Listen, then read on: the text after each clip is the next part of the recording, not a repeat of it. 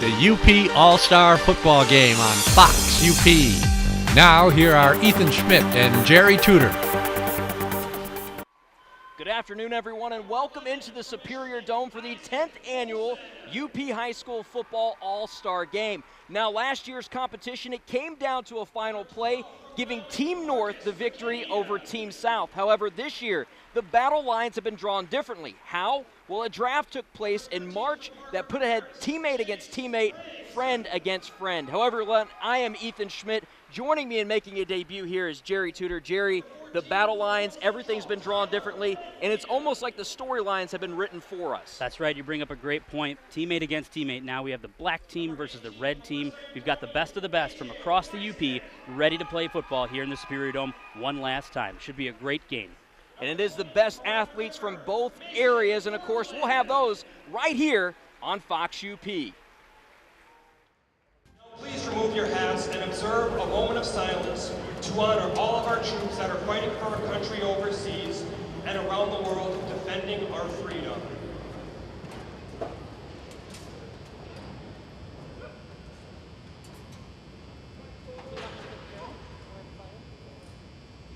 We would like to extend a special thank you to the following All-Star players who have enlisted with the military and could not participate in this game. Jeremy Johnson from Forest Park, U.S. Army, and Sam Larson from Menominee, U.S. Army. Thank you. We are grateful for your service to our country.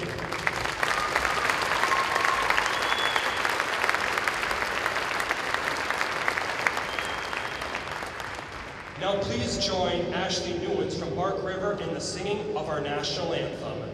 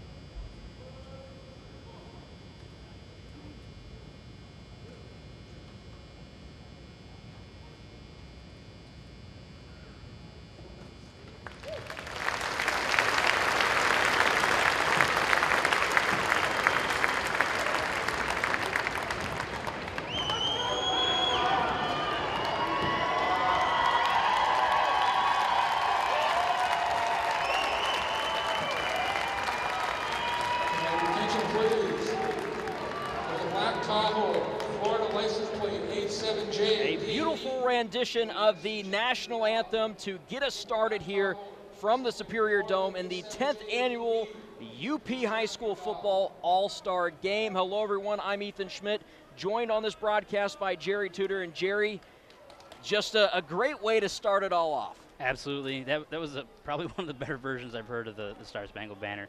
Got some chills. And now we look forward to some great football. I'm excited. This game's going to be excellent, I think. It should be that indeed. Team Black will start off on offense. I believe Team Red won the coin toss and elected to defer to the second half. So we'll see Team Black receiving. And, of course, we'll go through starting lineups as we get closer to the offense taking out. Both teams huddled up right now on their respective sides to get ready. We talked about the coaching family tradition over on Team Red. You have 3 members of the Kangas family for Team Red. On Team Black, you talk about experience. Marty Spencer of St. Ignace, and hey, who would you want as an assistant coach? Jeff Olson, the 3-time state champion coach from Ishpeming High School. That's right, Jeff Olson making his 5th appearance here at the All-Star Game. Tons of experience.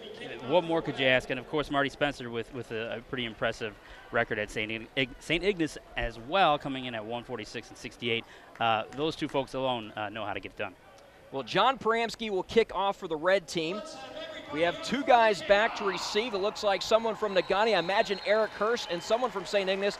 The front number's not that great, but we see a squib to start off anyway. A short field there. I believe that's Brendan Middleton of Lakeland and Hubbell, and he gets about to the 34-yard line where he's going to be stopped, and that's where the Team Black will take over. And the guy that's going to start off there, well, it's going to be a St. Ignace Saint, Steve Ceccia, who's going to be starting at quarterback. He's going to have some guys in the backfield for him.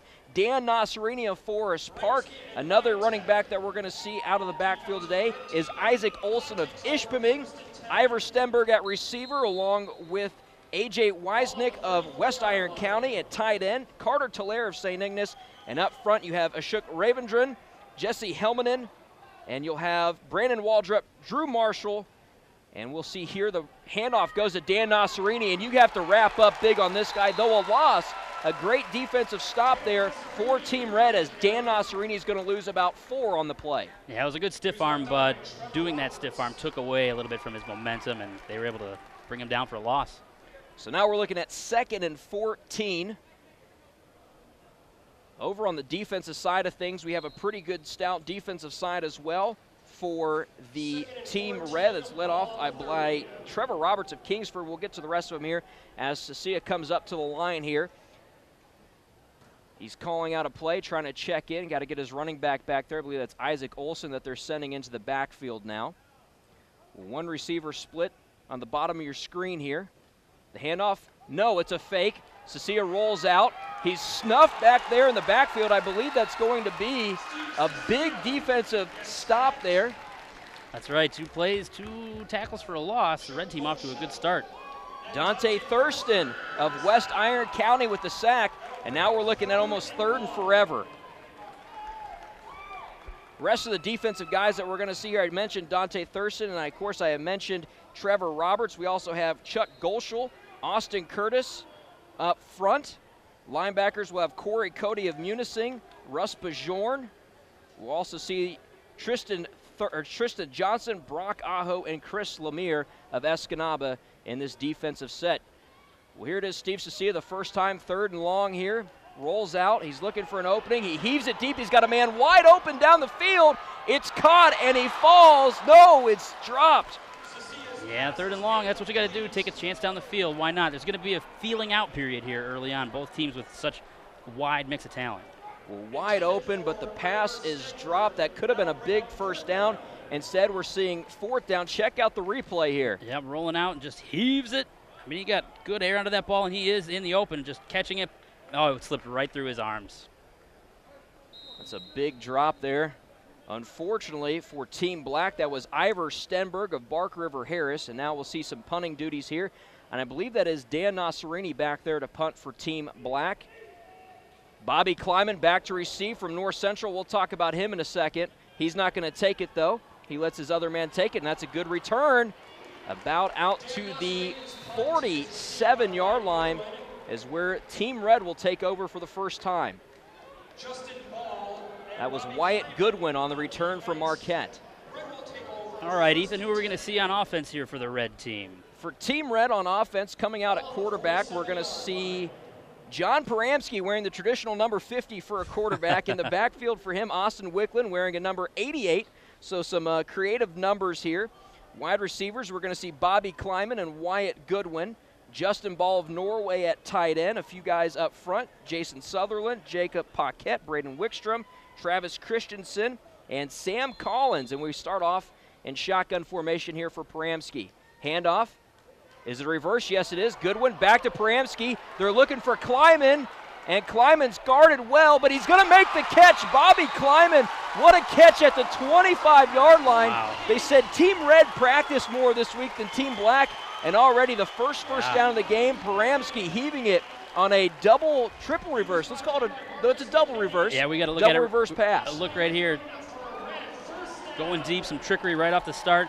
Good coverage, but he was just able to come down with it and wrestle it away. The ref rules it a good catch. Big play on a trick play to start. Well, Marcus McKinney out there trying to guard Bobby Kleiman, and you can ask anybody in 8-man football, it's almost physically impossible to guard Bobby Kleiman. Here's John Paramsky now. He's going to keep it, trying to muscle it through. Ball's on the turf here, and it's recovered by Team Black. So a big recovery by the defense already. A man up front there. Number 25 on Team Black. Check out the replay here. Neil Violetta. Yeah, popped loose a little. I think maybe 64 had a little hand in that. Michael Pizziola, the strip there from Nagani, recovered. Neil Violetta, Nagani. Nagani working in concert here. So now we get to see Team Black again. A good start, though, for Team Red. The trick play, the great catch by Bobby Kleiman, but John Paramsky puts the ball on the turf. And now Team Black comes back out here. Looks like we have a new quarterback in the game as well. The front number not great to see on a lot of these guys, but it looks like we'll have Jase Briggs of Bark River Harris at quarterback. Two guys behind him here. Handoff goes. Dan Nasserini lowering the shoulder, lowering the boom. And the future Michigan Tech Husky gets about a yard away from a first down. There you go, some positive yards. That's what Team Black wants to see here. More of these players headed to Michigan Tech, right? From the Black team, we have Brendan Middleton from Lakeland and Hubbell, Dan Nasserini from Forest Park, Ashok Ravendran from Ishpeming. Good showing here going to Tech. Yeah, we have several players actually from the UP. Corey Cody on the Team Red, and also John Paramsky of Newberry will actually room with Dan Nasserini. I'll get into that story a little bit later. And, of course, Ryan Jones of Sault Ste. Marie, who is not here. So Jase Briggs has his team, actually, they mark him about 3 yards short of the first down now. So we have about 2nd and 3, and a timeout is called by Team Black. We're going to keep it here. We'll give you a little bit of what the rundown's been like for this game. A lot of great things going on. Talk about the draft kind of to start off with. The way that the draft worked this year thus far was the way that the draft was able to work thus far this year was we had coaches who had sons on the team, and those players got to go with coaches to those teams. So 4 on red, 3 on black. And that's where it started. Then the first draft pick went to Team Black because they had less players at that point. And the first overall pick was Dan Nasserini of Forest Park. Yeah, and well, we're going to take a quick break here right now as the teams have their timeout. So we have 2nd and 3 now on the 38 as we come back here to the Superior Dome for our 10th annual Uper Bowl, as it's commonly known up here. Jase Briggs on the keeper, and it's Team Red up front making a big stop. Several guys involved on that one. Getting the big tackle there, I believe leading the charge was number 66 for Team Red. That's Ryan Laurie of West Iron County. Yeah, that line not giving too much there. I think maybe they don't want to took offense to seeing Black gain any yards. Hey, you mentioned this week, that was mentioned, that Team Red worked really, really hard during the practices. They did. They said that a lot of times it was Team Red out there practicing Team Black. They were having a good time getting to see Marquette. Some of these guys probably for the first time getting to see Marquette. But we do have about 3rd and 2 now as Jase Briggs still under center here. He's got 2 backs behind him, one of those being Dan Nasserini. And the handoff goes to Nasserini. You got to wrap up, and Dan Nasserini fighting for yardage. And he's got the first down by a yard there. He's going to be brought down at the 42 for a first down, and the first down for Team Black. That run was good enough for a Black team. Now, Ethan, you've been covering high school football up here for quite a while. What do you notice about Nasserini? He's a tough runner, huh? Well, Dan Nasserini, being at Forest Park this past year, switched back to 8-man football, or switched to 8-man football for the first time from 11-man football. I talked to Dan earlier this week, and I said, Dan, you're going to have to go back to 11-man football. What's that mean? He says, football's football. I'm here to play. And that's the type of running back, that's the type of talent that Dan Nasserini is when he comes out every single time. And it looks like Steve Cecilia is back into the, or Cecilia, is back in the game. He's got Isaac Olson to his right, rolling out, trying to find an opening. He's got a man cutting, Ivor Stenberg, but that one goes up in the air, and Cecilia 0 for 2 through the air today. Yeah, actually, Team Red had a good shot at that ball, too. That kind of was broke up. Here's another look at that. You see another rollout to the right. Throws, good pass, got a good spiral on it. Just a little too far. Tristan Johnson on the defense there over the top, making sure that one's not a big completion. And now Ivor Stenberg's been the target both times, and Cecilia has not been able to complete one to him. Stenberg, not the biggest player. You might want to hit him more on the numbers than try to make him go up for a jump ball, but we'll see what happens here. Now, 2 receivers split, one at the top of your screen, one at the bottom. It looks like Isaac Olson in the backfield with Cecilia. He's back to pass. A good rush on the outside. Try to get it to Dan Nasserini across the middle, and now the defense here playing big, offense stalling, 3rd and 10. Yeah, you mentioned that good pressure inside, or from the outside rather, from the Red. They're getting through. That's the defense going to work, doing what they do, finding holes, making some plays in the backfield, put some pressure on the QB, and that's the result. Well, a lot of these teams, you'll see some similar helmet colors. The coaches, of course, trying to get their same players. Isaac Olson, Ashok Ravindran, Tanner Delangelo of Ishpeming all on one side. Coach Olson making sure he got his guys. St. Ignace, all 6 of their players on Team Black as well. We break the huddle here. Looks like it's a 2 tight end set. Dan Nasserini in the back, 2 receivers off the line. Cecilia still in at quarterback on 3rd and 10. Looks like they're going to try and go deep for it. A screen here. Nasserini, quick jump, but he's up, running, and getting close to the first down. He is just short on the marker, about a yard away. So the first 4th down, that's manageable for Marty Spencer and company. And Jared, do you go for it? I do. I'm more bold in those kind of situations. It's early. Let's have another look at that play, though. You almost wonder if they let a little bit of the pressure come in, just kind of a dink and dump right over the top. He wasn't worried at all. There's Nasserini. He's able to get it. Good gain out of it. Well, when you have a guy like Isaac Olson, you have a guy like Dan Nasserini, you run the ball. 4th and short, I think you try and power this one through, and I think that's what's happening. Isaac Olson actually called the play in the huddle here. And here's the thing, Dan Nasserini played quarterback a little bit this year at Forest Park. Isaac Olson's taken snaps as well in that ice offense there, and now we have some laundry on the ground here. Flag before the snap. Dead ball, delay of game. So a delay of game is called on the offense. Now you're backed up 5 yards, so you have a little bit longer for a first down. Does that change the play call? It does. Yeah, not what I would have done. These are seniors who graduated, really. They're not going to get another chance to play. I play a little fast and loose until we get later into the game. Well, we'll see Dan Nasserini back to punt here. Back to return Wyatt Goodwin and Bobby Kleiman. Goodwin fielded the first punt. Nasserini gets a good snap. No rush. Punt goes over. Bobby Kleiman, is he going to field it? No, Bobby Kleiman decides better. A few players going down. Some players, they're wanting to go a little bit harder in this game, and you see some shoving there down on the ground because, hey, some of these guys are going a little bit harder than expected in an all-star game, and a lot of these players, like you mentioned, this is the last time that they're going to be in not only their high school uniform, because that's true, but also this is the last time a lot of these guys are getting a chance to play football. Yeah, and with that, you better leave it all out on the field. What do you got to lose? So evenly matched pretty early on here. Still, 9:32 remaining in the first quarter. And we're still scoreless here as Garrett O'Neill is in at quarterback for Team Red. He gives the handoff to his running back there and gets maybe a yard on the carry. Looks like that was Austin Wicklund of Rapid River on the carry for Team Red. Garrett O'Neill, some interesting stats on him. If you watch track, you're going to know the name Garrett O'Neill. In Division III, he's got a few titles to his name. As he'll have two receivers split, ball on the turf there, but he picks it up. Now he's making some moves, and he's only gaining about one there as well, so we're looking at 3rd down and 8 now.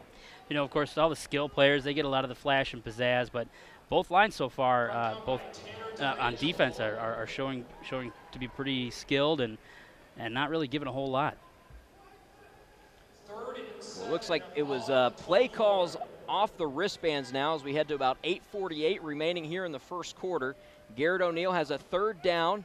He's back to pass. He had some rush there. He goes to Klein, and it's way over his head and incomplete. That's going to bring up 4th down now and 8. Yeah, both teams battling for field position here, still feeling each other out. That rush, I felt, that's what led to that pass, just kind of sailing above everybody. Well, for Team Red, it's been trick plays that have worked for him. For Team Black, it's been running Dan Nasserini. So that's what we've seen thus far as Garrett O'Neal stays into punt now. Back deep to return. We have, I believe, Brendan Middleton of Lakeland and Hubbell and Tristan Johnson. Ivor Stenberg and Brendan Middleton. As this one will roll back, Stenberg will back off of it, and it looks like it'll be downed at the 32-yard line for Team Black. So not a lot of offensive explosion. The defenses have been the storylines, and on Team Black, your defensive coordinator is, I believe, Jeff Olson was working with the defense. I don't know if he was the defense coordinator. I believe it was one of the St. Ignace coaches. And again, we're talking about a lot of great experience, and actually on both sides there's a lot of great experience. Marty Spencer coached his last season with St. Ignace. The man who's taking over from him is Ifra Marshall, who's got 26 years of experience as a coach, so that's going to play dividends for that St. Ignace group that's still fairly strong, as you can see 6 guys here today. Jase Briggs under center again, handoff, no, double reverse, ball's on the ground, it's bouncing around, finally down by Team Black, and thus far, we've seen several times that the ball's been on the turf that time. Yeah, we have another look here. I just don't think it was a clean exchange. You can see, yeah, well, he hit him right in the breadbasket, but just kind of bobbled a little bit. Fortunately for Team Black, able to fall back on it, but take a few-yard loss. And for Team Black, that's Brendan Middleton of Lakeland and Hubbell, and his coach, he has 2 coaches from his high school on Team Red. Most of Lakeland and Hubbell is actually on Team Red. I think there's 4 Lakeland and Hubbell players on Team Red, only 1 on Team Black. So Brendan Middleton trying to stick it to his former teammates here as Jase Briggs has an I formation behind him, 2 receivers split. Pitch to Dan Nasserini, back to pass. He's got Ivor Stenberg, but guarded well by Team Red. And then a flag comes in as Stenberg turns to the official and says, hey, I was knocked down. Yeah, here's another look. Nasserini back. He put a little too much arm on that one. He really wasn't even in the area. I think he just kind of fell down. I don't know if that was necessarily interference. Well, I don't know if there was an actual catchable ball there, so we're going to see what happens as it's wait for the white hat to come in here and to confer with us if it was pass interference or not. They're going to, looks like they're marking it off. Yeah, they're marching it forward. You bring up a great point, though. I don't think that was catchable. Well, we have 2nd now. So we'll wait on that one. But Jase Briggs back under center here. He's got 2 running backs behind him. And the handoff, Nasserini. The reverse goes to Brendan Middleton, spinning and juking, but only gets him about a yard there as Team Red is all over that one. Yeah, Black team trying to do some trickery of their own. Not as successful as the Red team with their first play from scrimmage, but they did get some positive yards on it, did they? I believe it was 1 yard that they got, so we're setting up 3rd and some distance here. About 3rd and 5. I think that one, the call was that it was Thurston on the tackle, I believe. And then on the other side, I believe Lincoln Klein got a hit on his former teammate there. So now Steve Sasia back in the game. 2 receivers split here. Ivor Stenberg, A.J. Weisnick. Back, short route. Stenberg has to get to the sticks, but a great open field tackle there. I believe that's Chris Lemire of Escanaba, and he's going to make sure this is 4th and about 2. Yeah, they always say low man wins the battle. He wrapped him up, kept him from getting that first. And that was a little quick hitch route to try and get maybe to the sticks Stenberg was a little short of it. Good open field tackle by Chris Lemire. That could have gone one of two ways. Either Stenberg's in the house now, or a great wrap up to keep your guy up and get your teammates there, and Lemire able to bring him down. That was the first real throw to either sideline, really. Most passes so far have been across the middle.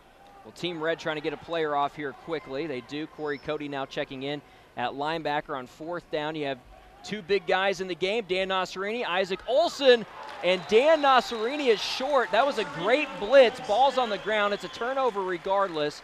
I don't know who led the tackle there. It looked like it was Corey Cody.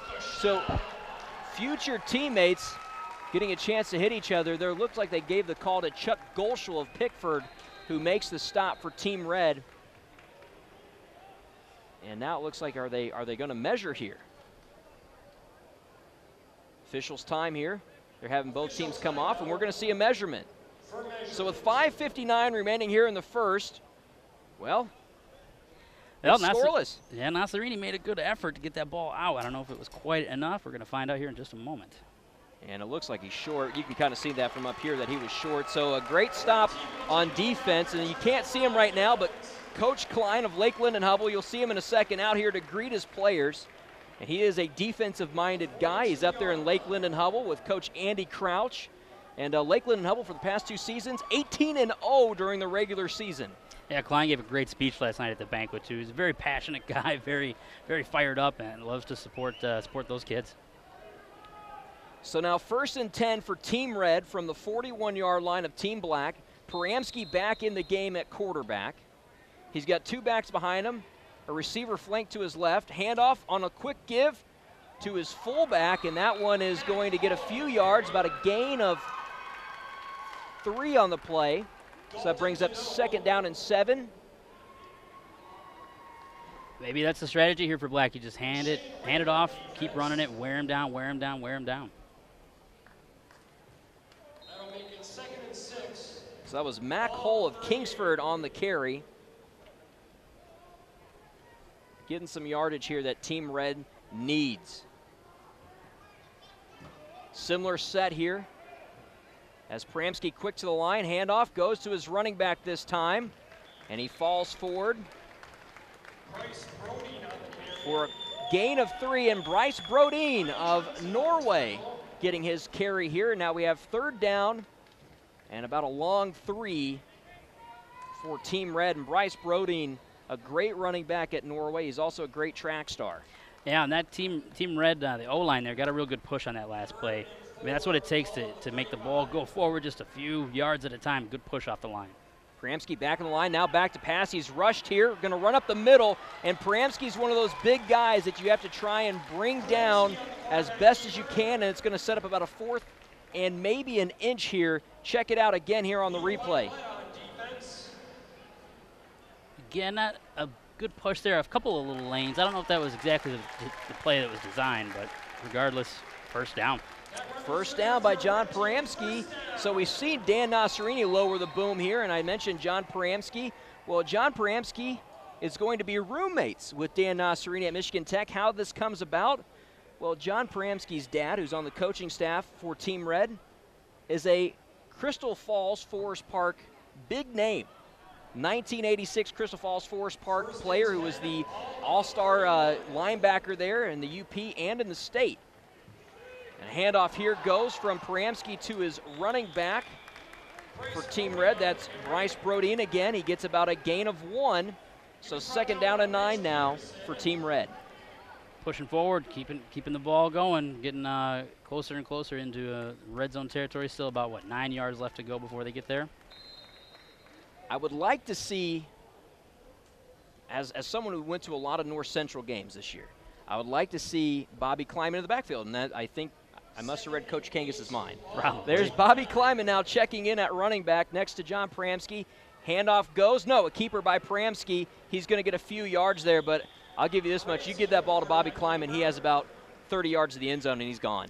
Yeah, that North Central, just a special area. I mean, such success in football and basketball. Great group of kids. You and I have gone down there a couple of times.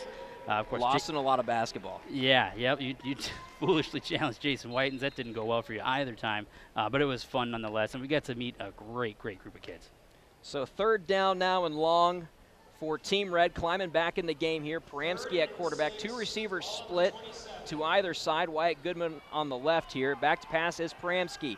He finds his receiver, but through the hands and incomplete. That's going to bring up 4th down now. Pramsky's also the kicker. We saw him trying to warm up, and from the right side, not so great. You got another look at that. Do they still allow stick-em? Can you do stick-em on your gloves anymore? I don't think that's legal. I don't think so either. Would have helped him here, though. Went right through the hands there. So now 4th down, and Jerry's mentality is to go for it. That's in the mode. That's the mode I'm in right now. Again, you know, it's the last chance for a lot of these players to play, and I'm aggressive when it comes to 4th downs. And Coach Kangas and company, they're listening to you, Jerry, because we have another chance here. 4th down and long. Pramsky at quarterback. Bobby Klein to his left. Back to pass. Who's he going to look for? Klein on the wheel route, but it's just short. And now we have a turnover on down, so Team Black will take over. First and 10. That's a good chance. I think there's some miscommunication on the roll there. Well, we're going to take a quick break here. We have a score of 0-0 from the UP All-Star game. You're watching football here on Fox UP.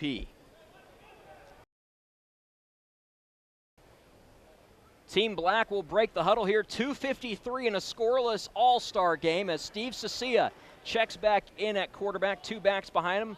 He's got a receiver flanked to his left here.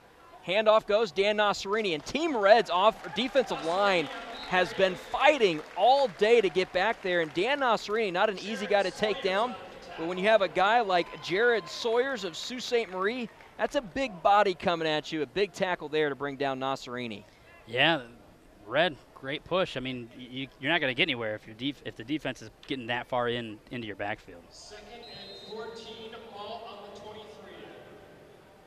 Sawyers, check this out, a volunteer ref and flag football coach in the Sault Ste. Marie area. So 19 tackles on the season, probably from a nose guard position. 3 of those were solo. And he's got a big one here as we see 5 linemen up front for Team Red if you count the linebacker that's blitzing in here. Now, I formation, 2 receivers to the left, and handoff goes to Dan Nasserini. That's a hole that anyone could run through, and Dan Nasserini gets that one, and I think he's going to get some extras for a face mask here, and we might see a 1st down for Team Black. Yeah, definitely a face mask. They're making the signal right there. Here's another look. You mentioned that hole. It was pretty wide, and that's more than enough for Dan Nasserini. Shoestring tackle here. I didn't see where the face mask came in, but the refs did, and that's what counts. That results, of course, in a 1st down. Team Black getting some offense here. 1st down now from the 40-yard line for Team Black. And they're pulling on that side. And here's the thing. They're going in between 79, Taylor Belangia of North Central, and one of the St. Ignace offensive linemen as well. And that's where they're running through on that side. And it's working. I believe that might be Drew Marshall on that side or Jared Helms, and that worked really well for him. As we see Jase Briggs back in the game. Pitch goes to Brendan Middleton. He's quick. But Team Red able there to get him. That brings up 2nd down and 9. So Brendan Middleton, Lakeland and Hubbell, Russ Bajorn, Calumet. Now I'll tell you this much, Jerry. Russ Bajorn, he plays linebacker. He was the 1st pick or I believe he was the 2nd pick for Team Red. No, he was the 1st pick. Bobby Klein was the 2nd pick for Team Red. Russ Bajorn, could you imagine him on hockey skates coming at you? A pretty imposing figure for sure. And it's so hard to play hockey and football, too. Tough contact sports. Well, flags here. Imagine it's going to be against the offense. Yes, false start. Going to back him up 5, so we'll have 2nd down now and 14 for Team Black. And the flags have paid a little bit of a pain for both teams. That's something that a lot of these players haven't played in so long. You know, however, they did have a full week of practice, but it wasn't their usual practice, you know, practicing with different teams, different coaches, maybe somebody they're not familiar with. So kind of an X factor here. We'll just have to kind of wait and see how big a role penalties play in this game. Still early, a lot of football left to go. I believe it was an offsides on Taylor Belangia of North Central. He came out of the game there. So now with 1 minute and 1 second left in this one, in the 1st quarter at least, Jase Briggs back to pass. First time seeing him, he's rolling around. He's got a great pocket. He goes for his man, Ivor Stenberg, and Stenberg tries the one-handed grab. Would have made the highlight reel. Absolutely. It would have been an Odell Beckham style grab, but just out of the reach. Just couldn't bring that one down, and we're going to see it again here. you mentioned that pocket. Plenty of time, plenty of space. No worries. Launch it up. Good spiral, good ball. Just a little too far. If that one's right on the number there or right on the helmet, that's a first down, maybe a touchdown. We know it's a first down. Could have been a touchdown as well. We have 3rd down and 14 now. Jase Briggs still in this game. Great arm by Jase Briggs. He goes to Barker here, so on a bit of a smaller school you might not be used to seeing, and showing out pretty decently with his arm here is Ivor Stenberg, set to his right again. A.J. Weisnick out to his left. And we'll see Briggs roll out. Flag on the play here. Briggs getting chased down, and he is going to be sacked for a loss by Team Red. Trevor Roberts of Kingsford making the sack there, but there is a flag down. We're going to see what that is. And Trevor Roberts, not only, you see that closing speed he has there, well, try and catch him in the 100-meter dash for Division I. You're not going to. Yeah, he also led it in track and basketball, team captain, hometown Lumber Athlete of the Month, a pretty special kid. That was a nice sack. Trevor Roberts will be heading to Northern Michigan University with Michael Pizziola of Nagani, and we're going to see actually a defensive infraction here, so we're going to have 3rd down now and 9. So even though there's a sack, it's going to still be positive yards, courtesy of the old yellow hanky. Yeah, again, we were just talking about it. We don't know what kind of role those flags are going to play in this game. We'll have to wait and see. So 49 seconds on the clock here. 3rd down and 9. After the penalty, it'll make it 3rd and 9. And which quarterback's going to be in here? Is it Jase Briggs or I believe Jase Briggs just ran into the huddle there. So no Steve Ceccia yet, but he'll probably be in on the next drive. Imagine Garrett O'Neill will be in for Team Red when they're next up. But one receiver split to the left. 3rd down and 9. Jase Briggs calls it. Handoff, no. He's going to roll out of the pocket. Rolling to his left, he's going to have to try and find something, but no, he's going to be sacked for a loss there, and that's Lincoln Klein, and you know who greeted him there first?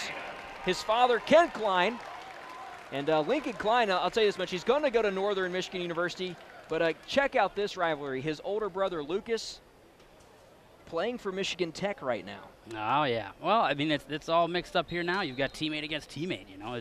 It's a weird mix. You just try to go out and do your best. Klein also lettered in basketball and track, so multi-sport athlete. A lot of these kids, multi-sport athletes. Absolutely. 4th down now. Dan Nasserini back to punt. Wyatt Goodwin of Marquette and Bobby Kleiman of North Central back to return, and this one's going to be fieldable by Kleiman. One hop. Here comes Kleiman. He's got a man to beat. Shake and bake. Still going. Has another man to beat. Still on his feet. Still on his feet. Now he's going to get met and pushed out of bounds. And some pushing there towards the end by Team Black. That's Mitchell Peterson of St. Ignace. But Bobby Kleiman, always a good sport. They got a lot of talent on this team, on this field. So, well, we're at the end of the first quarter, and it's tied still 0-0. These are the best players in the UP for a reason. Well, we're going to take a break here, come back with more action from the UP High School Football All-Star Game on Fox UP.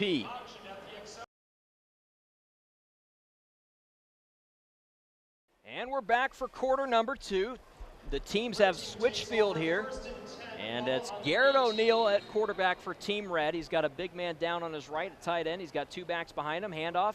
No, the keeper, not a good idea. Dalton Deneau of Escanaba sniffs it out, and he says, "You're going nowhere." Dalton Deneau, good read on that play. The Black team as a whole, they were all over that one. You can't fool them on that play. So a loss of 2 there brings up 2nd down and 12. Well, actually, we're seeing 2nd down and 13, so a loss of 3 there by Garrett O'Neill. The handoff could be there. Now, here's the thing. A lot of times, a lot of these players, they come from schools where maybe they are kind of that star athlete, so they think, I can take this. Well, you have other stars around you that can do the same. So sometimes you have to trust, and you don't always get to build that in a week. So there it is, a handoff. We see it this time. I believe that's Bryce Brodeen of Norway.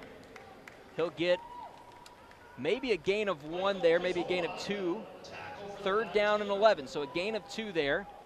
And now this offense for Team Red, who had some explosive plays to start, well, they're stalling. Brodeen, another one of those multi-sport athletes, basketball, track, and baseball. Track, he was the MVP. Football, he was the MVP, and he volunteers for Big Brothers, man. Such special kids we have out there. They're really making a name for themselves and making a difference. A lot of this whole week centered around giving back to the community as well. We'll talk about that, of course, throughout the broadcast, everything that's gone on this week, what all these players have been able to do. So now 3rd down and 11. O'Neal will drop back to pass. He's going to look to his right. He throws it up. That's Wyatt, Goodwin, and Marcus McKinney has amazing coverage there for Team Black. That's not going to happen. Marcus McKinney, you talk about a multi-sport athlete. This guy, he's a basketball player, I know, at Menominee as well. I believe he does track as well. Let's check out the replay, though, here as Garrett O'Neal is going to try and fire this up. Launches it, a lot of air under the ball. We've seen a lot of balls thrown too far. I mean, that was a good, 5-6 yards out of reach. And you can see a lot of fans here in the stands at this game, of course, cheering on their family, their friends, former teammates also in the stands watching as we get set for a punt here. And I believe that is Garrett O'Neal in to punt for Team Red. Of course, no rush on the punt. Makes it a little bit easier to get a punt off. And this one's going to bounce. And Team Black's going to fall on it there at the last second. I believe that's Ivor Stenberg who's going to fall on it there about the 37-yard line, and that's where Team Black's going to take over. Garrett O'Neal with that punt. Again, multi-sport athlete, basketball, track. Some pretty good stuff in track as well. He does the 300-meter hurdles and the 400-meter relay as well. So, of course, we mentioned about the charities, and the All-Star Game does donate to several charities, including the Beacon House, the UP Sports Hall of Fame, and Kearney-Nadeau and Gwynn High School also chosen in a lottery this year, and they'll get a donation, and several schools will also get footballs and equipment from this game: St. Ignace, Kingsford, Calumet, and Pickford. Well, Dan Nasserini and Isaac Olson were in the backfield, and Nasserini takes the snap, and like I said, you have to have a group of players to bring him down, and that's what it is, but still a big gain. It looks like it's going to be 2nd down and 5 coming up for Team Black, but Dan Nasserini, big thing right here for Team Black is getting him the ball. Yeah, for sure, but again, the way this thing was drafted out and the work ethic that the red team put in all week, I mean, things are pretty balanced. That's why we're not seeing big breakout plays necessarily. It's still kind of of course, 0-0 game. Everybody's just vying for field position so far. Well, Nasserini's going to stay in at quarterback. Obviously, an 8-man football. You saw that a lot. And this looks like it's starting to be plays out of the old Jeff Olson playbook, but his son Isaac puts that one on the turf. And I was just mentioning how it looked like that Ishpeming offense, and then Isaac Olson's the one who drops the ball there. So Isaac getting a little bit of a fumble there, probably wasn't expecting the snap. That's a new center. Yeah, snap was a little low. Could have been worse, I guess, for Team Black. So a loss of 4 now brings up 3rd down and 9 from the 38-yard line. I think with this, you got to put it in the air. And that's why we're seeing Steve Ceccia back in the game. Now, Ceccia had some great numbers at St. Ignace High School, and don't forget, St. Ignace has been in the playoffs, I believe, almost every year since 2007. Marty Spencer has several playoff appearances, so he trusts his quarterback for a reason. As Ceccia drops back to pass, he's got receivers running. He's got a man over the middle. It is caught by Carter Tolaire of St. Ignace. So gold helmet to gold helmet. 1st down, Carter Tolaire, and a lot there on that pass. Yeah, the St. Ignace connection. What a good pass. That was right in stride. Here's another look at it. Lots of time in the pocket. Just a bullet in there, right on the hands. The 84, that's exactly where it needed to be. Able to get a big chunk of yards. What a great pass. So after that catch, it was about a gain, a pass there for about a little over 20 yards here. I believe it was about 24 yards as we have 1st down now and 10. Ceccia, again, golf, track, National Honor Society, Straits Area Scholar, athlete, special kid. Now, 1st and 10 from about the 36 here. Handoff's going to go to Dan Nasserini. He's met in the backfield, still on his feet. Met again in the backfield. That time he's brought down. So a great tackle there and a great read by Team Red to stop. And again, future teammates, Michigan Tech, Corey Cody bringing down Dan Nasserini. Yeah, but with this game here, it's 2 steps forward, 1 step back, you know. It's such a balanced mix of talent here. So no gain, so 2nd and 10. We're at the 36 still here and still scoreless. 10:44 remaining here in the 2nd quarter as Steve Ceccia rolls out now to his right. He's got a man open. That's Ivor Stenberg, and Stenberg drops the pass I saw first Chris Lemire saying no, he didn't catch it of Escanaba there for Team Red, and then the side official comes in and says no, he actually dropped it. So a drop there by Stenberg, that was could have been a big pickup. Yeah, here's probably a better look at it than what we saw. You can see him roll out. A decent pass, but yeah, it did definitely fall on the turf. So that would have brought up a 3rd and short there, and now we're looking at 3rd down and 10 from the 36-yard line.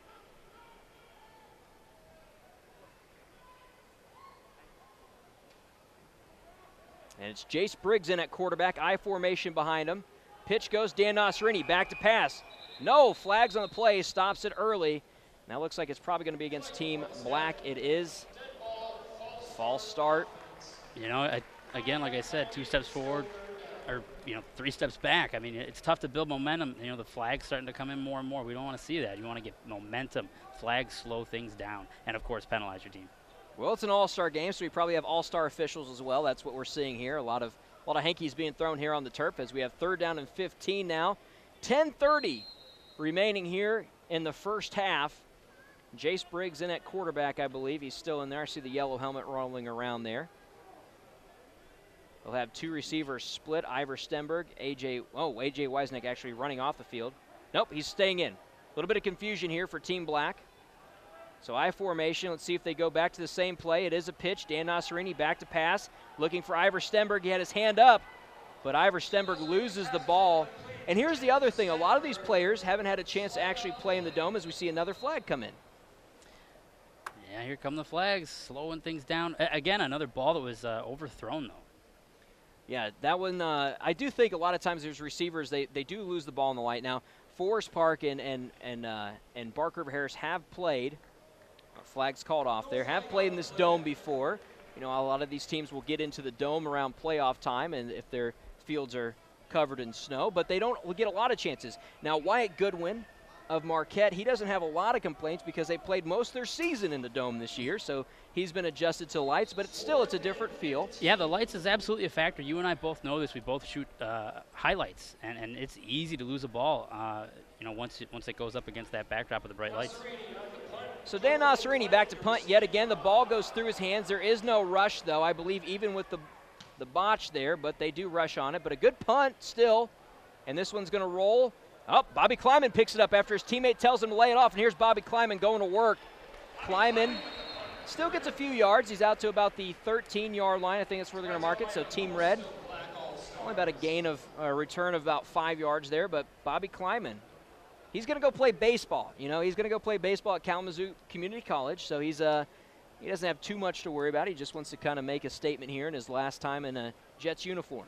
Sure, some players maybe would have let that roll its way into the end zone, but if you got some faith in your ability to take it out, give it a shot, I guess. One of the guys that also returned punts for North Central, their quarterback, Jason Whitens, who's our dream team quarterback this year. And we talked a lot about 8-man football, and we've seen a lot of 8-man stars. 20 players were drafted from 8-man football teams, including Bobby Kleiman, who's playing here. 4 of his teammates that are playing on Team Black are out there as well from North Central. But you'll see a lot of 8-man connection here as Paramsky back in the game. Handoff, no. Yes, it's given to Bobby Kleiman. He's out to the outside, cuts back up, and he's going to get about a gain of 4. So 2nd down and 6 coming up for Team Red. Well, if you get the quickness around the corners, that may be the way to go with these sweeps right and left because the interior linemen not giving a whole lot on both sides. So Paramsky in shotgun. He's going to keep it this time. Good read right up the middle. Defense coming up there and making a big stop. I believe that's another Lakeland and Hubbell.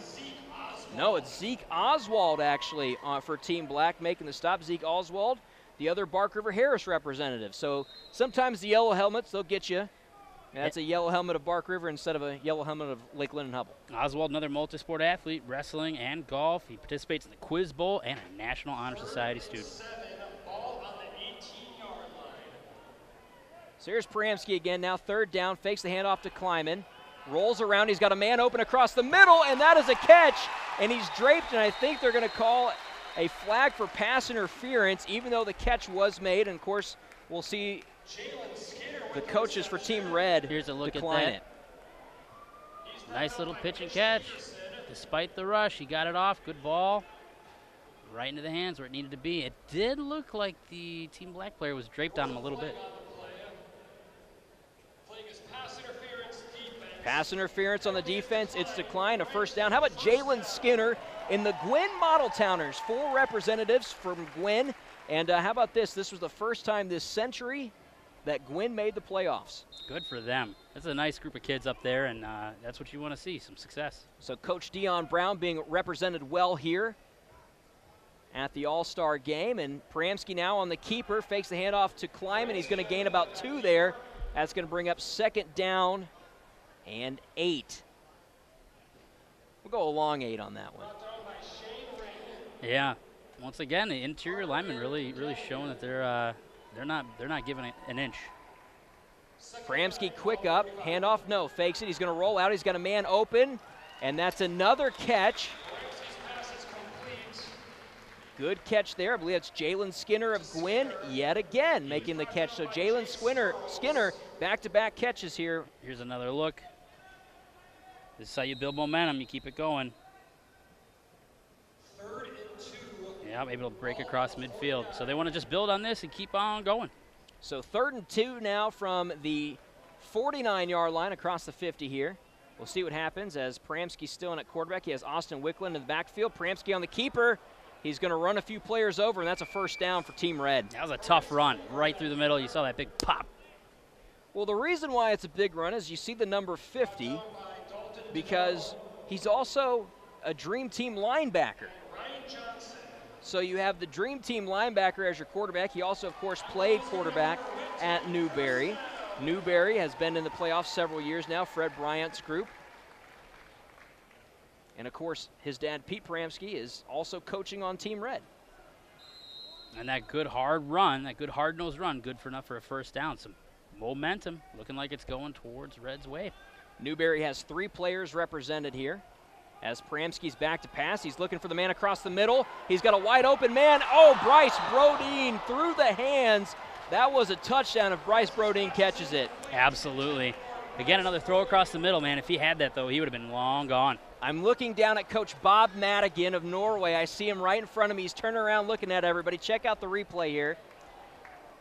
Nice pocket. No real pressure. Good ball right where it needs to be. Just right through the hands. Again, if only they could have Stickum. If only they could have Stickum. That's going to be the phrase of the day here.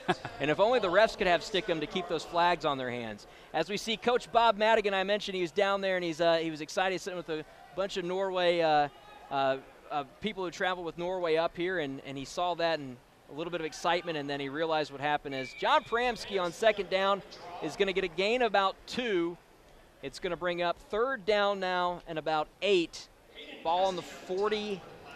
They're marking it at the 45-yard line. So now 3rd down and 8. Passing situation for sure. I'd like to see more of these passes to the outside. I don't like to throw across the middle necessarily. That's that run by Pramsky. Well, again, the interior linemen for Team Black not giving a lot, man. They're very stout. They'll give you a yard or 2, but no more. So 6:50 remaining here in the first half, and it's been a defensive battle as we see a timeout called on the field. Hey, it's 0-0. Come back, we're going to still have some great action here on Fox UP.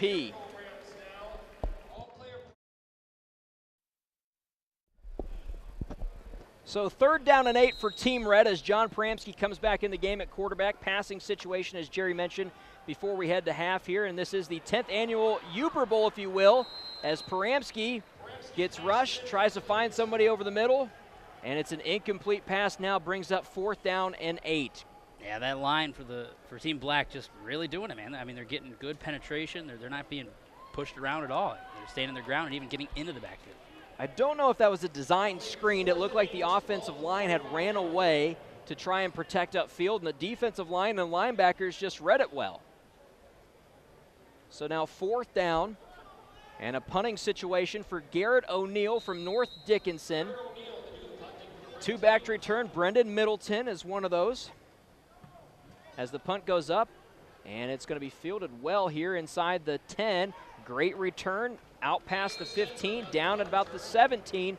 And that's where Team Black's going to take over. Return there by Ivor Stenberg of Bark River Harris. You got to wonder how well everybody slept during the banquet last night. Many, many players mentioned that their roommates snored. That was the big common theme, is that everybody here snores. That's what we got from the banquet last night, is that offensive linemen were the most guilty party, but it was pretty much everybody. I, of course, was a lineman, and I do, in fact, snore. I was not a lineman, and I don't snore. Unless, I don't know. You ask my wife, she might tell you I snore. I don't know. But Jase Briggs is up now at quarterback for Team Black. Handoff goes to Isaac Olson, trying to get some power there. Isaac gets about maybe a gain of an inch. They moved it just a little, so we might see second down and a long 9 here. And if you're Team Red, you really want to make a stop here, because then you get closer. You kind of start to win that battle for the field position, and you can maybe take a stab, and at the end zone before the half. As Jerry mentioned, we're actually nearing half. We're about 6 minutes from halftime here, and we're in a scoreless contest. So either you're a fan of defense and you're loving this, or you're a bit bored because both offenses have stalled. Either way, you get the best players in the UP, so you should just be happy about it. As we see Jase Briggs now a pitch. That's Brendan Middleton around the outside. He's quick, he's fast, he can make moves, and he's going to be down near the first down marker. I think he's going to be out 2 yards short. So 3rd down and 2 coming up for Team Black. And that's what I think you have to do. I think you have to, if you're going to run, you do these sweeps to the outside just like this. You got another look at it. Just a simple pitch off to the left. He's able to get that corner, get a few yards. Good tackle there, or it could have been even more. So Brendan Middleton making things happen. I mentioned Brendan Middleton. If you want to look at a guy's stats, Brendan Middleton's a guy that's going to be looked at. He's got some great numbers. Oh, yeah, rushing 2,343 yards, 33 touchdowns. That was just this season, I believe. So good numbers for Brendan Middleton. As we see now, a handoff to Dan Nasserini. He's around the outside, and Nasserini a first down. So Dan Nasserini filling in here with Brendan Middleton. And what's happening, Jerry just mentioned it, you go outside of the offensive tackle, and you're getting yards. Yeah, that's just what you're seeing, Both teams, the defensive line is just too stout. So with that, you got to bounce it out like this, whether it's a pitch or just a handoff to the outside. You got to get good blocks, and Nasserini able to bounce it out. And, of course, that block coming from Isaac Olson, doing it on both sides of the ball. Ishmael, they're no stranger to that. Isaac Olson, some great blocking. He had some great years blocking when on the state championship team, blocking for a guy like Ozzie Corp. And then, of course, in this game, getting a chance to block for a guy like Dan Nasserini. 2 dream teamers, if you will. Isaac Olson on the pitch now. There is a flag on the play, but Isaac Olson cuts it up. That's one of the good things about Isaac Olson. He's not afraid to run between the tackles, and you see that it was a play designed to the outside. He follows Dan Nasserini's block, and he almost has a first down, but I think we're going to get a holding call. Yeah, and that's the thing. You're going to bounce it out again, like I've been saying. You're not going to get much up the middle, but you do see the hold there. Yeah, it's pretty clear. That's the risk you run. So now backed up 10 here, so first down in the old country mile, as we call it back home. Definitely, lots of yards to gain here. Luckily, it's first down for them. They can take some shots on either side. Maybe, run a sweep to the right side this time. Yeah, they have ran at Marcus Mckinney a lot from Menominee, and Marcus Mckinney and the Menominee Maroons. We talk about them because they were a representative at a state championship this year, but did fall in the final.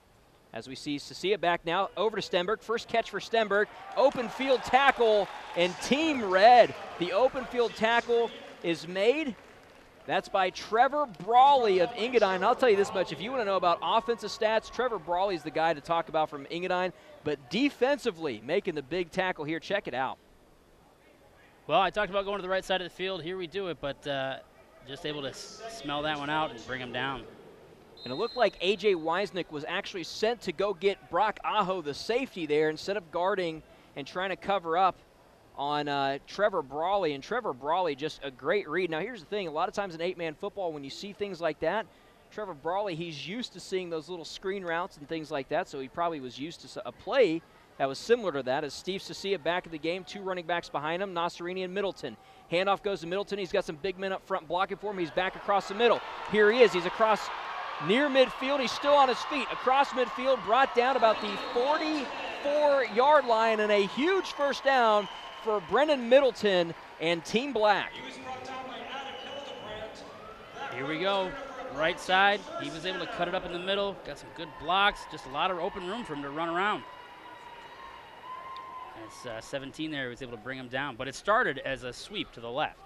Adam Hildebrandt of Newberry bringing him down, one of the two Red players from Newberry. And we actually learned last night, Adam Hildebrandt and I have a little bit in common from the Volunteer State. That's right. You so are from both Tennessee. of us, there was a pretty cool story, and that he started his life in Tennessee, and of course that's where I came up from, so it was really cool to get to hear that from one of the players. Jase Briggs, I formation behind him. I believe it's Olson and Nasserini. It is. Pitch goes to Olson. Olson battling around. He should have gone, I think, to the outside of his blocker there. I believe that is Drew Marshall from St. Ignace. He should have gone on the outside of Marshall. Well, this is where you adapt as well. You know, you keep bouncing that sweep out to the left, and the Team Red's going to catch on. So you got to mix it up a little bit. Maybe throw maybe a pass on first down every now and then. I said Drew Marshall. I believe that was actually Carter Tolaire, the tight end on that side. So it was Tolaire that actually had the block. Olson could have bounced to the outside and probably got to the outside. But I'll tell you this much, probably what he hears in his head is his dad telling him to just try and run the ball the way you know how. So Olson likes to cut back into the middle and make some havoc happen there as there's a loss of one. Second down now in 11 as Jase Briggs, a straight drop here. It's a screen. Everybody's guarding it now, but Dan Nasserini, a great move there. Great improvisation there by Jase Briggs, A, to keep the ball and not throw a pick, and then B, for Dan Nasserini to realize he needed to step out. Yeah, that was like you said, some good improvising there. The screens take so long to develop. I mean, they give him about 5 yards on that one to make third down and 5. I'd say a long 4. It's pretty close there. So third down, and we'll give it 5 as Jase Briggs will have two backs behind him, Middleton and Dan Nasserini, a receiver split to his right here. Handoff goes to Middleton. He bounces to the outside, trying to make something happen. This time it's read well by Team Red, and a stop is made there by number 17, Adam Hildebrandt of Newberry. That's going to bring up fourth down now, so fourth down and 5 still for Team Black. You're across midfield. You haven't seen a score. We have 2 minutes almost here in the game, in the first half at least. I mentioned it. You keep bouncing it out to the left. Team Red's going to sniff that out. I mean, we're dealing with some expert coaches who have a lot of experience on both sides. So now we're under 2 minutes here remaining in the first half. Two receivers split here for Team Black. Jase Briggs drops back. No, he'll roll to his right. He looks for a man. He's got something has to happen here as he's going to get sacked, and he's brought down to the turf. They call him down. He's sacked by number 24 of Team Red, Trevor Roberts of Kingsford. Defensive stats for Trevor Roberts. He led his team, I believe, in sacks. Check it out here just one more time. See, rolling out, at this point, he would have to make a pass across his body. That's pretty difficult for anybody to achieve, and it just doesn't. It just collapses on him. Now, was he down? They did rule him down, yes? Yeah, they're going to rule him down. I think in a game like this, you're not really going to, when a quarterback gets tossed like that, you probably aren't going to call it as a fumble there. Trevor Roberts of Kingsford, look at those defensive stats. Yeah, 50 tackles, 28 for solo, 3 forced fumbles, and 1 fumble recovery that was for a touchdown. Yes, it was. So now Team Red with Garrett O'Neill in shotgun formation and Austin Wicklund to his right will roll out. He's going to go back to Austin Wicklund, wide open. He's got blocking in front of him. Wicklund still on his feet, past the 20.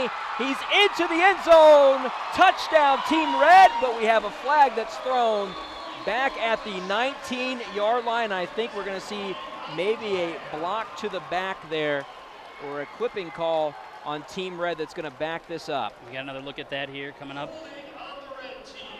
Good developing play right there. Able to grab it, got a lot of room to run. Where did that block in the back come? Right there? There. Yeah, there it was. So they called holding. Or holding, I'm sorry. They called holding, so it's replay of first down here. check it out. We're going to get to see the up-close version of this. So not there. It's up here on the receiver. 27. And that's why his hands are on the backside and outside for Team Red. That's Jordan Bellick of Kearney Nato, who played quarterback most of the time for Team Red. His dad, one of the coaches here. Kearney Nato, their first football season in 30 years this past year in 8-man football. So Jordan Bellick of Kearney Nato, he did play a little receiver, but he's more of a quarterback and runner, as we see Garrett O'Neill now taking this one, and Team Black just sniffs it out. I think that's a host of Calumet players getting back there for the tackle. Yeah, you mentioned that laundry earlier. Those flags, just momentum killers. Absolutely. We have a timeout called here on the field by Team Red, trying to make something happen here. Again, it's 0-0 in this game. 1:08 remaining in the first half. We're going to take a break. We're seeing the best action from high school football in the UP on Fox UP.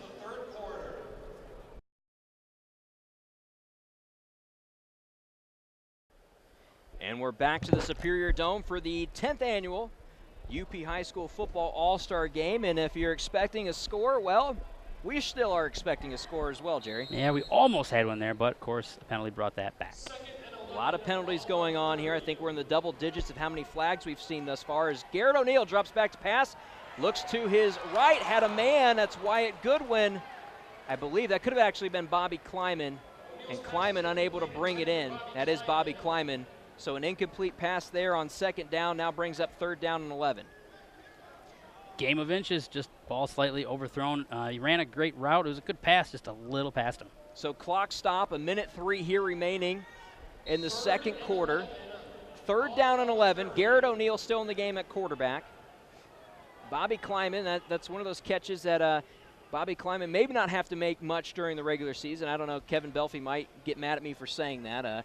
Another receiver that we expected to see at the All-Star game from North Central, Marcus Krasinski. That's normally a catch he would make from a Jason Whitens, but we'll see what happens here now as it's third down. Ball on the turf. O'Neill springs on it. He's got black jerseys to beat, and he's not. Oh, he's still on his feet. Check this out. Some great moves by O'Neill. Fakes a man out. He's still on his feet. He's going to run it this time. He's got blocking in front of him, but there's a flag because that's a block in the back, and a first down is going to come back. Wow, way to make something of a broken play, but again, the flag. Well, one of my favorite quarterbacks that ran like this, you got to go with a guy like Doug Flutie. That's what that's looking like right now. Yeah. It's just a great improv and just running around, but you're going to see that was where the flag actually came in. It was a block to the back there. Yeah, very clear. Referees caught that one. It was right in front of the refs. And so a block to the back will back it up. Still third down and forever here for Team Red as we see 48 ticks remaining on the clock here in the first half. So Garrett O'Neill, and here's the thing about Garrett O'Neill, he's not coming out of the game. That's a play where you probably need a breather, and he's going to stay in this one because he made a great play happen. So 3rd and 20 with the ball placed at the 37-yard line, and Team Red just trying to be the first team to get on the scoreboard here. What a mad scramble that was. A lot of props have to be given there to Garrett O'Neill, improving on that one. So two receivers to his left, tight end to his right. He's back to pass now. He's got Klein, he's got Goodwin. Goodwin on the wheel. Marcus McKinney, great cover. And the coaches are looking for pass interference, but that's just great coverage down the field by Marcus McKinney. Yeah, maybe the ball a little underthrown. We got another look here too. Rolling out, throwing a deep one. Got a lot of air under it. Yeah, just coming up short there. If anything, that's offensive contact there, so Wyatt Goodwin has to be very careful with that as well, just trying to jock for position there with Marcus McKinney. But again, 4th down and 20 now. What a great shot there. Got to give props up here to Sabrina running the camera. She had a great cover on that one. We got a great staff here. We do. We got a great crew with us.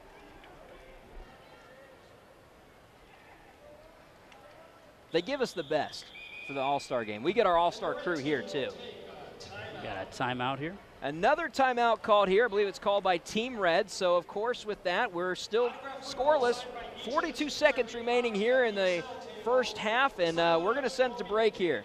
We'll have more action here from the high school football All-Star game on Fox UP. Welcome back to the Superior Dome here for the 10th annual commonly known Uper Bowl. It's the UP High School Football All-Star Game.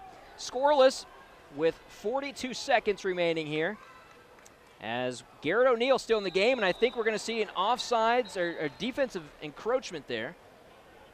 Defense was in the neutral zone, unable to get back and pushed a lineman, so that's what it is. Calling offsides on the defense here, so 5 yards. Well, it's not a first down, but it's now not as fourth and forever as it was. Fourth and 13 now as the offense is going to huddle back up. Yeah, if you're going to, that 5 yards helps. That's 5 less yards you have to throw towards the end zone if you're going to take a shot at it with 42 seconds left. So Garrett O'Neal in shotgun. He's got Austin Wicklund to his right along with Bobby Kleiman, who's out at receiver. Wyatt Goodwin to his left. O'Neal going up, Bobby Kleiman, but he throws an interception instead. The corner has a good return on it now, and that's going to be up for Team Black. So Team Black making some miracles happen. The interception for Team Black by Mitchell Peterson of St. Ignace, one of Marty Spencer's own, getting his offense back into this one. Here's another look at that. Just launched it up there. He had a guy there. Just that ball went into the other arms. Receiver kind of overran that a little bit. Well, it looked like Bobby Kleiman was stepping in for more of a post route, and the throw was thrown to the outside. I think Bobby Kleiman was trying to adjust. Now, don't forget, Bobby Kleiman's used to a guy by the name of Jason Whitens throwing him a football. And Jason Whitens is about 6'5". He's going to go play basketball at Western Michigan. So he's got some hops and he's got some height. So he could have seen Bobby probably a little bit better than Garrett O'Neal could, but O'Neal still a good read. I feel like that was the best option for him. Yeah. So with 31 seconds remaining here in the first half, Sasia in the game. He finds a man across the middle. That's Brendan Middleton. Middleton wrapped up, couldn't get out of bounds. So we have a first down. Clock will stop for the first down. Actually, I think we're going to get a timeout called here by Team Black. Yes. Check out the replay, though. Yeah, good wrap up there. He could have broke that loose for quite an even bigger gain. So with 23 seconds remaining here in the first half, we're going to keep the action here. We have a drive coming up for Team Black that has started off well. Everybody kind of flanked with Sasia. He had a man cross back out, which is Brendan Middleton. Middleton makes the catch on in the wide open space. Only 1 week to practice on this stuff. You got to wonder how much time they dedicated to something like a 2-minute drill or trying to get the ball in deep quick. Probably not a lot of time. Yeah. 2-minute drill is one of those things where you kind of just have to go on the fly. Yeah. As we see the fans in the stands here, they made their trips from all over the UP. This is obviously not just based in one area. Of course, not north versus south or east versus west like we've been commonly used to in all the All-Star games. The draft took place earlier this year, and we mentioned kind of how that went down. Man, I think what you see here with the scoreless game is how even it's been. You know, I think the draft actually works very well if you want an even distribution of the talent to both teams. So 1st and 10, ball from Black 49 here. Handoff goes to Isaac Olson. Don't know why you're running it with seconds remaining on the clock, but we have 2nd down and 10 as the clock is stopped at 18. Looks like it's another timeout by Team Black. We're still keeping it here. We're getting close here, so I don't know why there was a run. I don't know if they were just trying to hope to break something open there. Yeah, with so little time and being near midfield, go for a pass along either sideline, try to get the ball and get out of bounds real quick. That's an idea that I would go with, try and get some sort of out route. I mean, we haven't seen a lot of success up the middle with either team. Both defenses, again, the interior linemen just being very stout, not giving very much.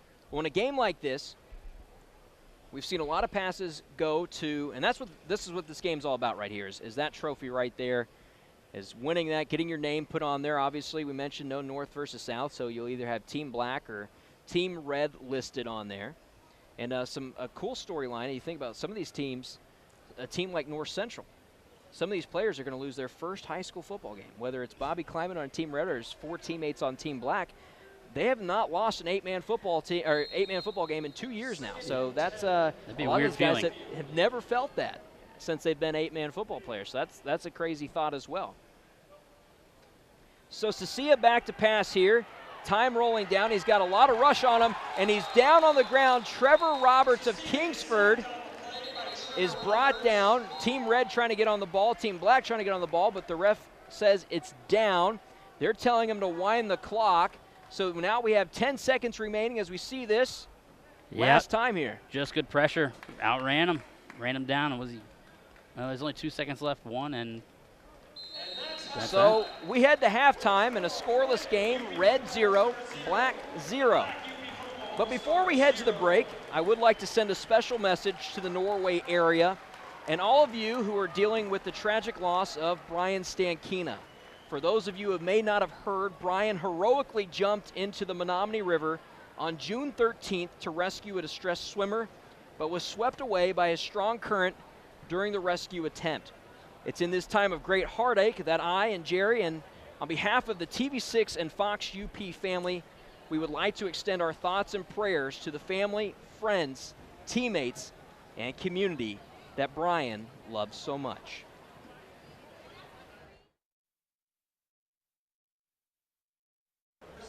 Well, we're back at the Superior Dome, and it's halftime, and as you can see, there's several goose eggs on the old scoreboard here. No scoring in our 10th annual UP High School Football All-Star Game.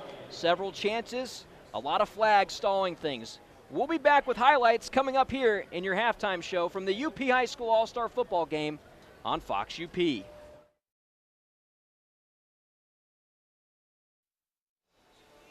Well, welcome back to the Superior Dome. We're still in halftime here. We're about 11 minutes from the start of the second half. And, Jerry, it's scoreless.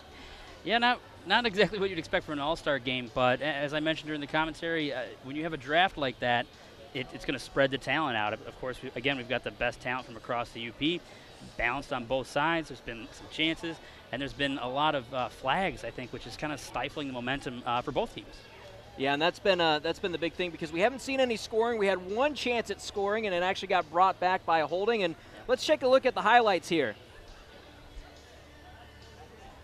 Start off with this trick play here for Team Red, going deep. This was a bit of success they had early on. He's able to bring that catch down. That's good stuff. Yeah, there's another look at that same grab. He brought it down nice and clean, despite the coverage. As the D being stout, again, the interior lineman able to force that fumble. Team Black rolling out, going deep. Yeah, we saw a lot of balls that were overthrown, a couple that went through the hands. But good pressure from both defenses. And more fumbling. A lot of fumbling was going on. You see Brendan Middleton covering up that one there. And how about this, though? A pitch out to Dan Nasserini of Forest Park. He tries to heave it deep. Coverage all around there, and that was when the flag got thrown in. Yeah, they gave pass interference on that one, even though that might not have been a catchable ball. And again, Cecilia, he actually finds his man there. This time, Ivor Stenberg, but a great tackle by Chris Lemire of Escanaba. Yep, more good pressure again from the line. Able to make something out of nothing there, really, though. And again, Pramsky would drop back. He was trying to find several receivers in this one, and that one just through the hands, couldn't be brought down. Back on the other side, that was a handoff that was given to Dan Nasserini. A lot of great runs by Nasserini. Yeah, Nasserini's doing pretty good in this game so far, racking up some yards, but a lot of stuff going to the outside. Deep ball overthrown again.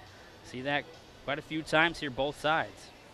And then there's Garrett O'Neill on Team Red. He's going to try and drop back, do some damage here through the air as well.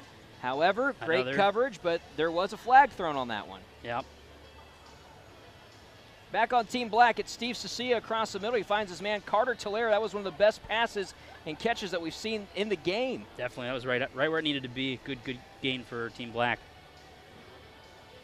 And then Cecilia going back to work. Ivor Stenberg, though, incomplete. Yeah, that one hit the turf, no good. See, tough to building momentum, so back and forth, and so many flags and overthrown balls. And John Pramsky throws one up the middle. He gets a catch there. That's Jalen Skinner. And on this drive, I believe Skinner had two of the best catches on that drive. There's Skinner again from that tight end position, getting another big gain. Mixing it up, going across the middle and off to the sidelines. Pramsky back again. He goes across the middle. He had Bryce Brodeen, but through the hands. Yeah, it's another drop ball. If he'd have caught that, that would have certainly been a score for Team Red. And then again, Pramsky still in at quarterback. He tries to keep one, and again, a big guy you have to try and bring down, and it's happened well this time. They have a lot of guys going for the feet. This is when Team Black started to pitch it out. to the right. And I felt like they had some success with this. They kept going to the right. They kept going for these sweeps. See another one. But it wasn't too long, though, before we started to see some flags, and then Team Red was able to kind of catch up with them and feel that out. See, again, we go to the right with the sweep, try to bounce it out. Flag, that's a holding. And then, by this time, Team Red, they really started to kind of suss out. So they try to mix it up and go to the left. Does Team Black, and Team Red is right there. So good D. You get a little bit of success, though, by going to the right, go to the left. It's all about mixing up the plays, switching sides of the field, and there, Team Black able to break off a big run. Started as a sweep, brought it back into the middle to gain even more yards. And that was Bred Middleton of Lakeland and Hubbell that had that big run there. And then turns over here. This is Jase Briggs trying to find something here, and this is where the defense just starts sniffing people out. This is twice in this game that Trevor Roberts has forced a fumble. It did not count as a fumble, though, and Team Red turns around. This is the play that was a touchdown but called back because of that hold right there as Austin Wicklund found his way into the end zone. Yeah, everybody was really excited for this. It seemed like we got our first score, but that hold right there, that's enough to bring it back and kind of cancel out the excitement for Team Red. And then Garrett O'Neal, he had a play where it looked like he was channeling his inner Doug Flutie as he ran around. He got some great blocks, but there was a block that brought it all back. That's so again, right. Team Red stalled by another flag. This time Garrett O'Neal, he went, tried to throw a jump ball up. Wyatt Goodwin hoping for a flag, but great coverage by Marcus McKinney, and then this was the interception before the half. Yeah, and this was a big momentum swing, but after that, it stalled. We kind of ran out of time. Yeah, and that was where Team Black would then take over, and when they took over, nothing was able to happen the last few plays, as you're going to see Sacia trying to make something happen. There is a catch there by Brendan Middleton, but that was the best as that drive went. More flags on the play, and then, of course, Trevor Roberts, the big sack there to head us into halftime, and that's how we got to a scoreless game. So not much other than some great defensive plays. But, of course, we're going to have more from this game and hopefully some scoring coming up in the second half. Stay tuned for the second half kickoff right here on Fox UP. Well, welcome back to the Superior Dome as we get set for this second half. We like to remind everyone, of course, that there are two players that are not here that would have been here. Sam Larson of Menominee joining the U.S. Army, and also Jeremy Johnson of Forest Park, who is also not here because he's actually at boot camp this week. Yeah, during the banquet last night, they mentioned Jeremy Johnson, who's going on to specialize in aviation operations specialist with the U.S. Army. He was able to raise more than $2,000, even knowing that he wouldn't be able to be here for this game. Now that $2,000, more than any other player is able to raise in the 10 years of UP All-Star football. So a huge shout out to Jeremy Johnson going to defend our freedom, and he's at boot camp like I mentioned. I don't know if he's at Fort Jackson or not. I got a chance to go there, so a shout out there. But Dan Nasserini's going to get things underway. A kick that's going to roll and a catch by Bryce Brodeen about the 20. Here's Brodeen on the return. He's got a hole up the middle. He's going to keep going, and Brodeen is met by a host of black jerseys there, brought down at the 35-yard line. So about a return of 15 yards, and that's where Team Red will set up. I know there's something special about this week. All the players got a chance to visit Bay Cliff Health Camp this week and hang out with some of the kids that are spending the summer out there. Last night, again, during the banquet, a few teary-eyed folks talked about what a special experience it was for both the kids at Bay Cliff and the athletes. And, of course, we had an amazing speech by Steve Mariucci from Iron Mountain, the NMU grad. And really stirred me up. After that speech, I was ready to huddle up and go play some football myself. I felt the same way. And so we start here with Paramsky in at quarterback. A handoff, I believe it's handoff to number 21, Mac Hull of Kingsford. The fullback, he's going to get about a gain of 2, so second down and 8 coming up for Team Red. The middle hasn't worked well for most of these teams. Yeah, I've been saying it. The interior linemen, both Team Red and Team Black, proving to be very tough. You got to wonder what each coach said during halftime. How do we break this stalemate? How do we break one off and get somebody into the end zone? So now second down and 8, I formation behind John Paramsky. 2 receivers to his left. Paramsky back to pass. Oh, he's getting rushed here. Paramsky's going to go down in a heap there. 2 big linemen in there on the sack, and I think we had our sole representative of Engadine in there on the sack. A big sack there, led, I believe, by maybe Chandler Brown on Team Black there. 72, actually that's Ryan, 72 for Team Black. Looked like he got it. Maybe I'm The jerseys aren't always that great from up here in this distance, so. Well, once again, though, we mentioned the defensive line breaking through. Good pressure. So another sack there. I mean, you might think an all-star game you see a ton of touchdowns, lots of scoring, lots of action. There's been action, just more of the defensive variety. So if you're a fan of good defense, this game has been right up your alley. So third down now as John Pramsky drops back under pressure again. Pramsky this time able to avoid, throws across the middle, and it's incomplete, almost intercepted there by Team Black, and that's going to set up 4th down and 15 in a punting situation. That's a tough ask, to be under pressure like that and have to throw across your body, across the field. That's tough for anybody to pull off. I mean, you can see the pros do it sometimes, but, that's something they practice and practice and practice. And I was saying it was Chandler Brown that led the sack for Team Black on that one. He had pressure there as well, along with Derek Berger of Cedarville, the sole Cedarville representative, not Engadine. Yeah, Chandler Brown, a big orchestra guy. He got 3 years in the UP Youth Orchestra, 4 years in the West End Community Orchestra. He's really into that. So a punt there, fielded by Ivor Stenberg, fakes the reverse. Now he's got some room in front of him. He's got some blocking. He's going to get near the outside, and he is absolutely smacked on the outside by Trevor Roberts of Kingsford. Stenberg, you get that license plate number, it's 24. Yeah, that was a big hit to end that run. A good return, maybe some momentum. We have another look here at that run. Able to slip through a tackle there, trying to get that outside edge. Ducks in, good block. Oh, and then that hit. Yeah, you put a stamp on that one. So we mentioned Trevor Roberts heading to Northern Michigan University, so getting a chance to play on the field. He'll get a chance to hopefully play on for 4 years. As Team Black takes over across midfield, Jase Briggs, handoff Isaac Olson up the middle. Olson squeaks through, and Olson's going to be brought down a few yards short. Looks to be about 3 yards short of the first down. So 2nd down here, and now 3 for the Black team. Well, good return, and then a nice run up the middle. Probably one of the better runs up the middle we've seen. So, again, we hope for this momentum push for Black here to see if they can keep it going. Well, when you look at this team and you heard that you had Dan Nasserini, Brendan Middleton, and Isaac Olson, you were wondering why you weren't running a lot, and I think that's what Team Black and Marty Spencer said in the second half. As we see a second handoff this time, again, Isaac Olson, and he's close to the first down. We have 3rd down and maybe an inch here as Isaac Olson running the ball well up the middle. Well, maybe the coaches during halftime taught them some kind of ways to get better reads on the blocks and find those little tiny gaps. Well, Rush Bajorn will check in for the red team there. You see him, number 14, running onto the field from Calumet. He's playing middle linebacker there. He's a tough guy. We talked about him coming at you there on hockey skates. He's one of those guys that can do some damage when he's out there. Also played quarterback for Calumet. I formation yet again. Briggs the pitch. Brendan Middleton bounces inside. 1st down for Team Black now. As Brendan Middleton, he only needed about a yard, and he got 2. Although only 2, that's a 1st down. That's good. That's more momentum. Corey Cody was on the tackle there, and I mentioned he's a Michigan Tech guy. So is Brendan Middleton. So those two will be able to see each other at the next level at Michigan Tech. So that's something Coach Mariucci talked about. He was a little disheartened to see so many guys going to Tech. Of course, him being an NMU alum, he wanted to see some more Wildcats.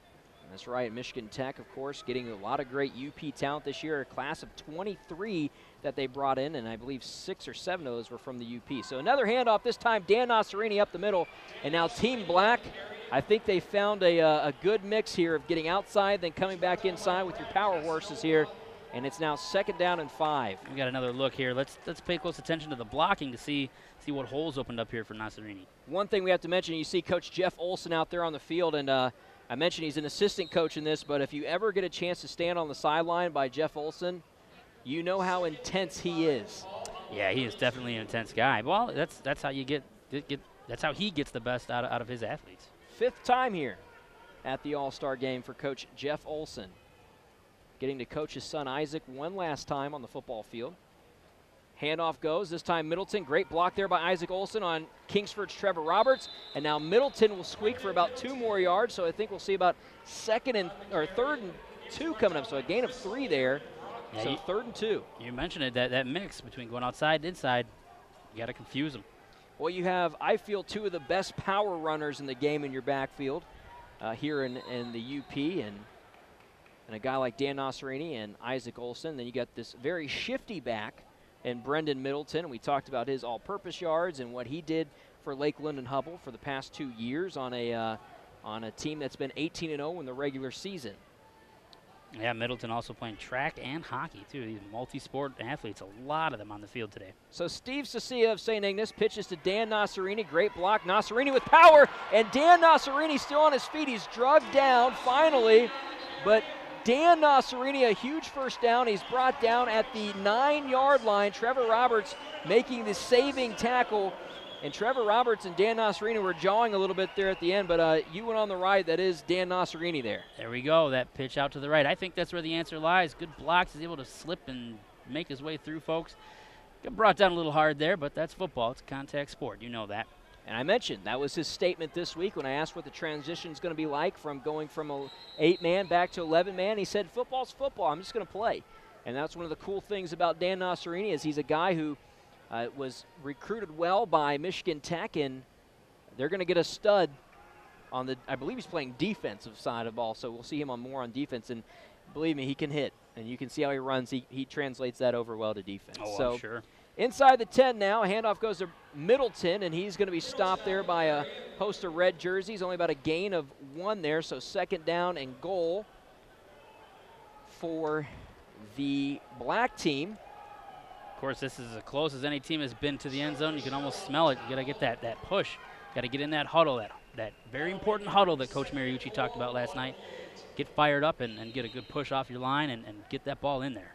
So we're under 9 minutes to play here in the third, and we still have yet to see a score, but Team Black is knocking on the door here. Jase Briggs at quarterback, 2 receivers split, 1 to each side, I formation behind him. Pitch goes, Dan Nasserini. He's almost met in the backfield. He is brought down by a low tackle, but Nasserini able to dive forward, and he's going to get inside the 5 now. So just earlier, Ethan, you mentioned that, mixing it up. You know, we've seen the sweeps to the right now. Maybe we hit the middle, or maybe try to sweep left if you're Team Black. And, So of course, the red team, they don't want to see any of that. Well, check out the replay here. They're actually calling him down at the 5. So third down and goal. Brock Aho of Nagani, one of the 8 Nagani minors that were able to attend this game. 4 on the red, 4 on the black, and Aho makes a saving tackle there on Dan Nasserini. So third and goal. Middleton is the far back here behind Nasserini. Pitch goes to Middleton to the right. Middleton still up, still on his feet, and I think he's going to be brought down about the 2-yard line. So now 4th and goal from the 2.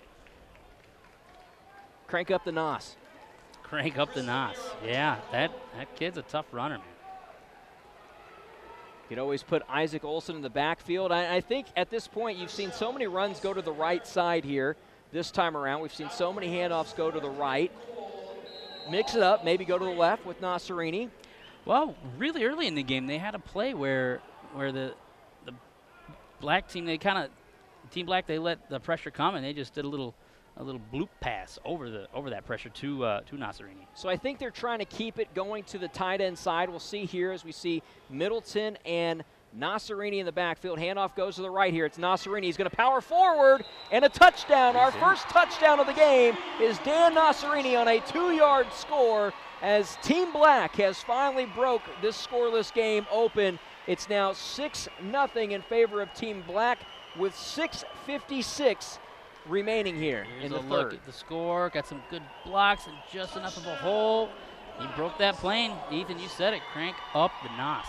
Crank up the Nos and get it behind those big hosses, and that's what happens, baby. That happens there for Dan Nasserini as he gets into the end zone for a touchdown. A lot of big men up in front of him getting those blocks. That's a statement to that offensive line. So here we are for the extra point attempt now, and the field goal, or the extra point, will be attempted by A.J. Weisnick of West Iron County. It's not there, so does he drop punt it as a dead play?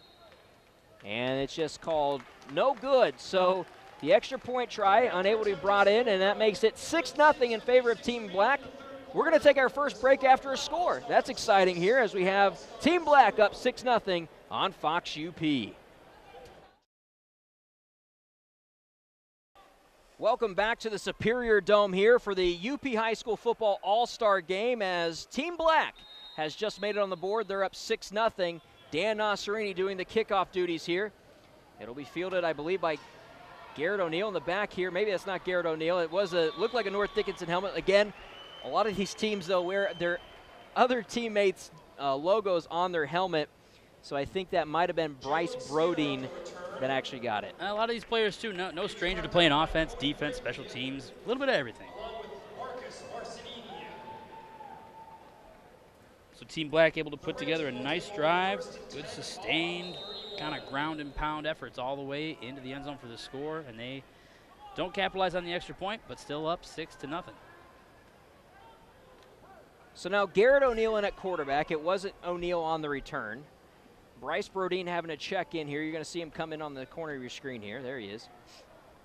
Play clock ticking down, though. We're at 5 seconds here as Garrett O'Neill gets under center. 2 seconds, he gets the snap off, and he keeps it, fakes a man. He's going to keep it to the outside now. He's got a man to beat. He pushes him down, and O'Neill is able to get a first down. It looks like it is a first down just by a little bit there. A first down as he had Shane Ring ripping him down in the end. Yeah, good stiff arm, able to get that corner and get just enough for a first. Coach Olson not too pleased with that. Well, Coach Olson is coaching defense, so that could be part of the reason why, that he's a little bit upset. O'Neill, again.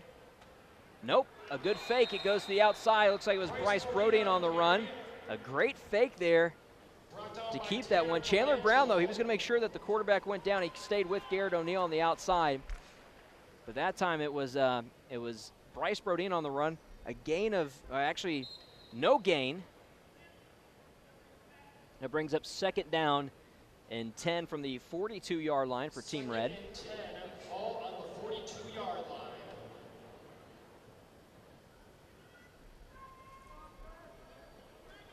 Garrett O'Neill in at quarterback. John Pramsky started the game at quarterback. They've moved around.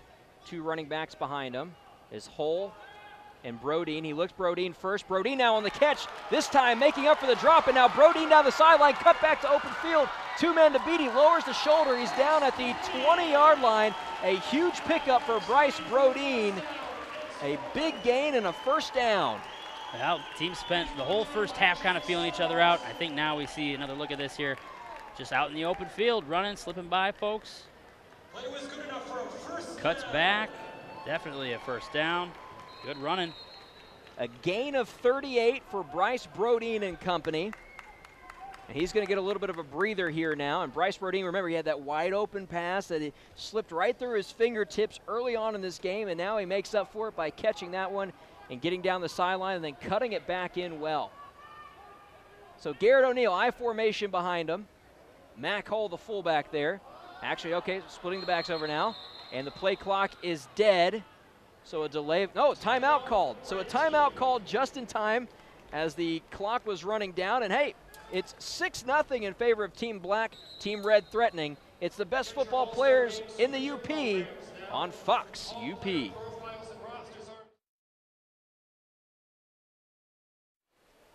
And we're back to the Superior Dome here as Team Red takes the field and driving now, first and 10 from the 20-yard line. Garrett O'Neill under center, 2 behind him. Handoff, I believe, went to Mac Hall of Kingsford. The fake went to the new running back in there, Cody Beauchesne of Superior Central. Yeah, another run up the middle. You don't want to abandon it totally. You still have to kind of try it every now and then and to keep the defense honest. And you never know. You might find that little hole like Isaac did earlier for Team Black and break off a little bit of a run. So Superior Central has 2 players represented here today. One is Cody Beauchesne, and the other one is A.J. Triplett of the Superior Central Cougars. Head coach Sam Eggleston is on the sideline as well for Superior Central, so a little bit of representation in another 8-man team. Handoff here this time will go to the running back. That's Bryce Brodeen of Norway. He's going to get a few yards. Going back to triplet real quick, AJ, he knows how to get it done on defense. 87 tackles, 35 solos, 2 sacks, and 4 receiving touchdowns. Defensive captain. I believe he's also one of the other ones that may be pursuing the military after this. I think it was what he had listed, so another guy that may be protecting this country and defending our freedom as well. As we have 3rd down now and 6 from the 15. You talk about Bryce Brodeen and this Norway squad this past year. Went from a season that was, to say forgettable, to a season where they were in the playoffs. And Coach Bob Madigan had his team ready to go. So 3rd down and 6. Garrett O'Neal back to pass. He's going to look for Wyatt Goodwin. No, he rolls out. He's got open field in front of him. Great blocking if he can make it. He cuts in, and now Garrett O'Neal, the 15-yard touchdown scramble, and Team Red is on the board. And it's a tied ball game at 6 apiece. That's just great running. Now here's the excitement. You know, again, I mentioned feeling each other out in the first half, and now we're here. Here's another look at that run. You see him just diving into the end zone there. A lot of excitement there for Team Red. So now we'll see if Team Red can get the edge by kicking this one in. And I believe it's John Paramsky that's going to do the kicking. So your 2 quarterbacks back there, Paramsky kicking, Garrett O'Neal the hold. A lot of times when you have someone to hold extra points, you want it to be a quarterback. They're used to taking snaps. This one down. Paramsky's kick is good. And Team Red has the 7-6 lead here with 3:25 remaining. Check out this replay one last time. Yeah, getting that outside edge, cutting it back in, making a miss. There you go. So as I mentioned, Red up 7-6 here with 3:25 left. We're going to head to break with Team Red leading. It's the UP High School Football All-Star Game on Fox UP.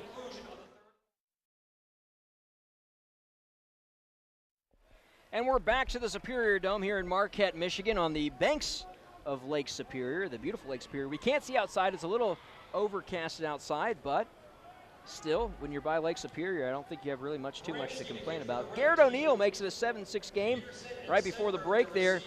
You talk about Garrett O'Neal, career stats, 4,320 yards through the air, 44 touchdowns. On the ground, 1,610 yards, 20 touchdowns. As Paramsky's going to squib it here, it is covered by Ivor Stenberg. Stenberg is now brought down near the 25-yard line. They'll mark him at the 24, and that's where Team Black will take over. Back to Garrett O'Neal. A lot of experience in track as well, and you got to think that comes into play when running the football into the end zone, yeah? Yeah, D3 UP champion in the 300-meter low hurdles, the 110 high hurdles. He's on the 400-meter relay. Or 4x1, whichever way you want to look at it. There's some people like to call it some ways, some like to call it others. But again, we have Team Black taking over here from their own 24 now. Backs behind Cecilia is Isaac Olson and Dan Nasserini. Handoff goes to Nasserini, and they're going to try a trick play, and it's read well there by Team Red, and it's the Pickford representative here, Chuck Golschel. He also goes to Maplewood Baptist. Was actually Maplewood Baptist's most improved basketball player. So Chuck Golschel representing that east end of the UP, and a big sniff out there to stop the trick play on that reverse. Really incredible what these kids are able to do, balance multiple sports, keep high GPAs, a lot of them in the National Honor Society. That's just incredible. So now Steve Cecilia, after losing a few yards there, will have to step up. He's going to roll to his right. Finds a man, that's Dan Nasserini, the juggling one-handed catch. Nasserini brings it in, and he gets back to the original line of scrimmage. What a play there. What a catch by Dan Nasserini. Check it out. Yeah, here's another look. Just watch this catch. He rolls out, able to focus on it, bring it in with one hand. That's just a lot of focus, a lot of skill there, not panicking. A lot of strength as well. Absolutely. And just awareness too. When you're going to grab it by one hand, you know, you can hear footsteps around you, you know. Be able to focus on that and bring that bad boy in. I will say the footsteps that are around Dan Nasserini, I don't know if they're going to be steps that he's really worried about. Dan Nasserini, a pretty big guy, and can take a few hits here if he has to. I give him as well. So Sasia back now. He finds a man down the sideline. Wide open is Ivor Stenberg. And hey, Stenberg pulls that one in and he looks around. No one is around him. The heave for the 75-yard touchdown puts Team Black up 12-7, pending the extra point. What a time to make up for dropping earlier passes for Ivor Stenberg. Yeah, he caught that one in stride and off to the races. He knew that one was going to be in the end zone. Just the total opposite of the first half here. We've got an explosion in scoring in the third quarter. Good grab out in the open. Yeah, Team Black pretty excited on the sidelines to see that one. So at this point, I don't know if they're going to go for an extra point. I say go for 2. Yeah, I would too. You definitely want to see if you can catch John back Pramsky's leg was pretty good, so maybe go for 2. But A.J. Weisnick will be attempting the extra point here to hopefully give Team Black the 6-point lead. And again, the snap is bad, so it's 2 blown extra point attempts here. But Team Black, they have a 12-7 lead, courtesy of a 75-yard touchdown of Ivor Stenberg from Steve Sasia. We'll be back with more action from the UP High School football game right here on Fox UP. And it's all about the gold here at the UP High School football game and getting your name on that plaque there and that trophy. Speaking of gold, Todd Goldbeck, the guy responsible for putting all this. I was chatting with him yesterday at the banquet. This all started 10 years ago when a lot of the parents of UP athletes felt that UP athletes were underrepresented in the downstate, statewide all-star game. Well, and a weird bounce there on the return. It looks like it may have bounced off of Trevor Roberts and went to Jalen Skinner, though, so a good recovery for Team Red there as they trail 12-7 here with just a little over a minute and a half remaining in the third quarter. Yeah, it looked like that ball actually hit the turf right before his feet and hit him in the face mask, I think, and it popped way up. Well, if that goes to Trevor Roberts, you do have to worry if you're the special teams recovery or the defense at any point, because he is quick. He's playing defense in this game. We've seen his breakaway speed that he's had even on defense. So John Pramsky in at quarterback. He's going to keep this one. He gets a block in front of him, but he's only going to get about a yard because the defense there is to sniff that one out. And a big stop there for Team Black. Carter Garengilly of Gwynn, another Gwynn representative, was one of the faces in there on the stop. Yeah, he had 108 tackles, 89 solo, and 1 interception, did Garengilly, so he knows what he's doing on defense. Got to imagine Coach Olson definitely don't want to give any more momentum here to Team Red on this drive. It's always cool to see these coaches that are such big names and the experience of how they work together as well in a game like this.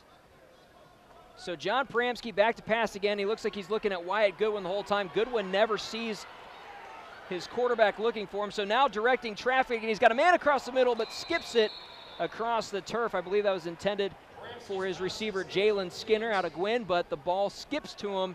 If that's a catch, though, that's bad news for Team Black. Yep, just a little short on that throw. Here's another look. Kind of scrambling around. Trying to, yeah, as you said, direct traffic there. Yeah, ball comes up just short. Those broken plays, it's tough to say how it goes either way. Get a look at the red team fans there. And even the littlest of fans are here today. That's right. Maybe cheering on their big brother. Hopefully being here in a few years or several years down the road. That's what a lot of these young fans in the stands are hoping, that they can represent their high school in the UP as well as they can. And it looks like flags are thrown. I think we're going to get the old delay of game here. Oh, a false start. So it's going to back the offense up 5. Yeah, they were close to a delay of game, though. There was only 1 second left on the game play clock. So 3rd down and 14 with the ball now placed at the 26-yard line as we have 37 seconds here in the third quarter. So John Pramsky will try and get some yardage here and flip the field, hopefully, if they have to punt. So here's John Pramsky back. He's going to heave one. Bobby Kleiman down the side. Short, but Kleiman stops, makes the catch. First down across midfield to the 44-yard line is Bobby Kleiman. And Kleiman, another big catch off a wheel route. That was just great awareness by Kleiman. You mentioned it. The ball was a little short. He hesitated just enough. Here's another look. Puts that ball up. Again, a lot of air underneath it. There's the realization that it's a little short. Stops, grabs it, and nice big gain for Team Red, moving along, getting some momentum. And I have to make this comment. The catch, teammate Tyler Bentley couldn't stop him, North Central Jet teammate. So John Pram's going to run that one up the middle and get about a gain of 2 now. So that'll bring up 2nd down and 8. And now flags coming in. Some extracurricular activities. I was watching the clock here, didn't actually see what happened towards the end of that. We have 15 seconds stopped on the game clock here.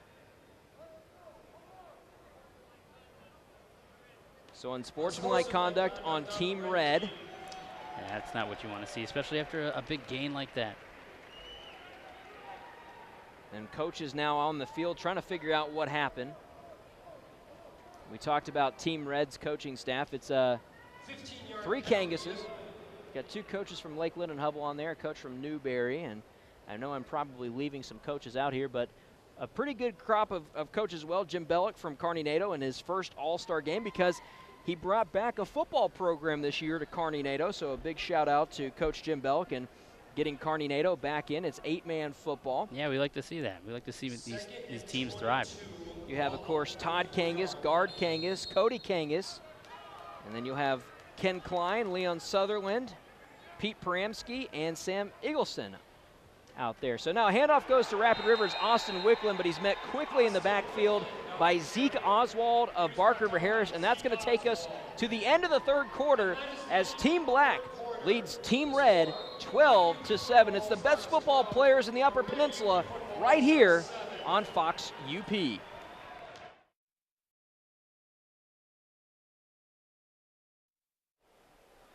Welcome back in here to the UP High School Football All-Star Game. It's the 10th annual, and it's commonly known by a lot as the Uper Bowl. It's the best high school football players in the UP.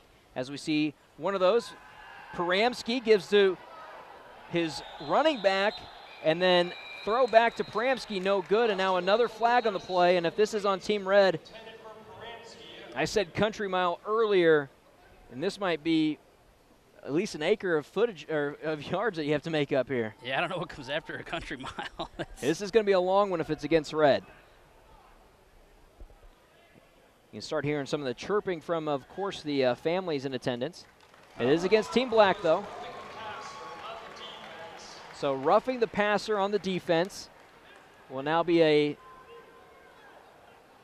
3rd down, and still a long 3rd down. More manageable than we just saw. For sure, yeah. 3rd and 23 is a lot different from 3rd and 10. So Team Red now with the chance to make something happen here if they can get something going. Maybe a pass through the air at this point and trying to get a guy like Bobby Kleiman going if you can. Yeah, we've seen him do some good things so far. You're right. I think a lot of their offense really hinges on him and getting the ball in his hands. Well, Wyatt Goodwin will be one of the receivers. It's not going to be the North Central Jets' Bobby Kleiman, but Paramsky, he looked Goodwin first, then went on a slant route there to his receiver, and it's just too far inside. He cannot grab it. Pass intended for Eric Hurst of Nagani, another fairly big receiver for Nagani, and had a lot of good catches between Brock Aho and Eric Hurst. Yeah, the practice this week, working out timing and patterns, and it's a tough thing. It's a lot crammed into a short amount of time. So 4th down and 10 now from the 43. At least got across midfield thanks to a penalty that helped out after having a penalty that hindered the drive. And we're going to see a punt now, and Ivor Stenberg, Brendan Middleton back deep to return the Garrett O'Neill punt. It's straight up in the air, though. It's only going to get a few yards now, and bounces. Everybody gets away from it. Team Red finally downs it. That's Trevor Roberts. He downs it at the 38-yard line. That's where they're going to mark it. So a punt from the 43 to the 38. Yeah, you weren't kidding. That was almost straight up in the air. So about a 5-yard punt. So what kind of strategy do you take here, Ethan? We keep handing it off to Nasserini. What would you do? I would keep going with the offensive run at this point. It's worked so very well for you. You mix it up going with Nasserini, Olson, and Brendan Middleton. You have the lead. Sure. So that might be one way to kind of keep going with it. So we'll see what happens here as Jase Briggs checks in at quarterback. The pitch goes to Middleton out the outside. He's got a great block from Daniel Nasserini. He's still running. He's got a first down, drug out about midfield. And we'll see where the official mark is here. The official's coming out to stop here. Actually, it looks like he was pushed out of bounds before midfield. Still a first down. He's down at the 45-yard line. Yeah, the only way that could have gone better, I suppose, for Team Black is if that was he was able to stay in bounds and chew up some more clock, I suppose. But you said it. I think we just kind of run this one out, grind it, and keep handing it to Isaac and Nasserini. Middleton there. That was a nice run, able to get the corner. And again, a great block up front by these offensive linemen on the outside there. I think it's Travis Christensen on the guard there on the left side from Marquette as Jase Briggs again now. Handoff goes. Isaac Olson. He goes up the middle. Dances around, still on his feet, near the first down and over. A first down pickup now for Isaac Olson by maybe the nose of the ball, the way they're marking it here. So Team Black just running it down the defense's throat here, and that's actually what Mike Ludlam, he came up here and he spoke to us at halftime, and he said, hey, you know, they need to keep running the three guys that have been running the ball well. So. Yeah, that's correct. Mike Ludlam, he knows a thing or two about sports in the Upper Peninsula. That was his strategy, what he would do.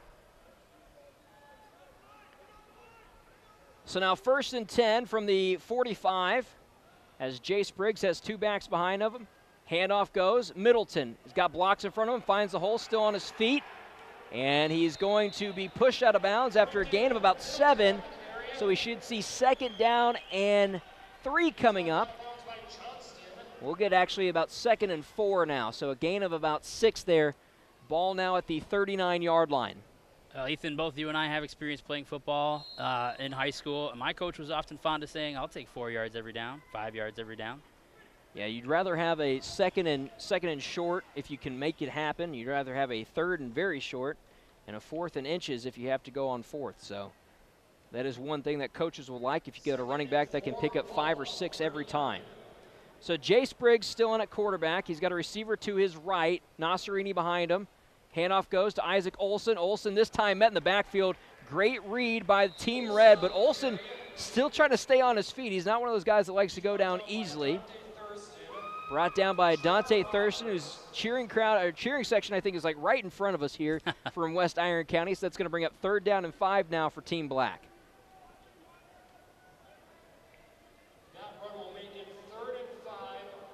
So ball back on the 40 now.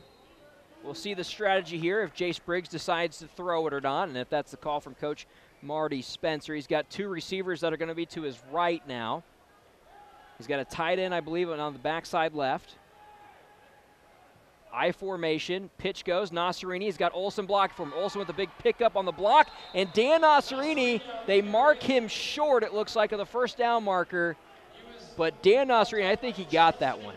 Yeah, well, are they going to take time out to measure here? No, they call it pretty short there. His foot must have been out on that side over there. Well, here's an interesting one. At fourth down, not a insurmountable amount of yards. What do you do here? This is a good one. Run the ball. Run the ball. Right up the middle? Right up the middle. Don't pull the Pete Carroll. Don't throw the ball on the 1-yard line. At this point, 4th and inches, give the ball to a guy like Dan Nasserini, a guy like Isaac Olson. Even if you want to try and put 3 backs in there, run the old smokestack and try and get it to Middleton with 2 big guys blocking for him. But I will say this, Team Red will be bringing the heat with Russ Bajorn and Adam Hildebrandt there in the middle. Look how many people they're loading in the box right now. Yep.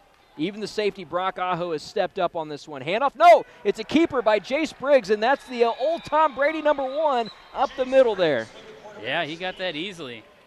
Even with all those folks in the box there, like you said, he found that little seam, and then first down, easy peasy. So first down here, we're at 12:16. Clock is stopped for the change, for the line to get set there and the chains to get set. So we're now at about 12 minutes remaining in this contest here. Team Black up 12-7 and driving at this point. They're at their 37-yard line going in. Looks like Steve Cecia's back in the game from St. Ignace, a quarterback with some great numbers. He has 2 backs behind him. Handoff, no, it's a pitch out to Isaac Olson. Olson steps back in, hanky on the play. Dan Nasserini looked like he had a pretty good block, and Olson had a few yards, but they do throw the flag on the play.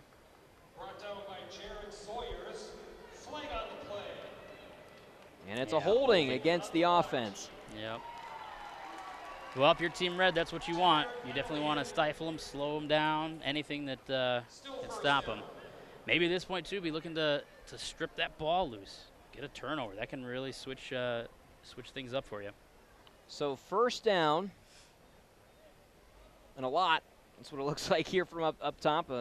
First in a while here, first and 22. 22, yeah. So the ball is going to be on the 43-yard line. It was up at the 37.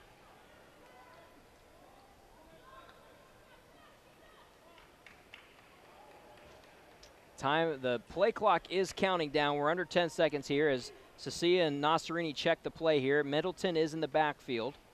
Receiver split to the right. Pitch goes Middleton. Middleton, great blocking in front of him. Cuts back, hurdles a man, and is brought down finally just about 2 yards short of the original line of scrimmage. So now second down is about 2nd and 12. Yeah, great play. I mean, that hurdle there, that was able to get him a few extra. I believe the tackle's going to be credited to Chuck Golschel. So the nose guard getting over to actually make that tackle later down the field. So a big pickup there. Yeah, you don't see that too often. I played nose guard. Here's another look at it. Just a simple pitch out to Middleton there. Got lots of room to run, and then this little hurdle there. I like that. Got him a few extra, maybe 3 extra yards on that. So I formation now on 2nd down and 12 from the 34. Pitch goes to Dan Nasserini, cuts in. He's got room. A low tackle there. Brings him down. There's a low tackle made by Steven Suanen from Lakeland and Hubbell, and I believe, if I'm correct, and Jerry, you'll have to fact check me here, Steven Suanen from Lakeland and Hubbell was actually on the U.S. team that represented the United States for Guts Frisbee in London and back in 2016. So just last year he was over across the pond playing Guts Frisbee. Yeah, how cool is that? Guts Frisbee, if you haven't had a chance to see it, you really need to check it out this summer. It's such a fun sport. It looks like Team Black's going to take a timeout, and I think we might as well take a timeout with them here. It is Team Black up 12-7. You're watching UP High School football on Fox UP.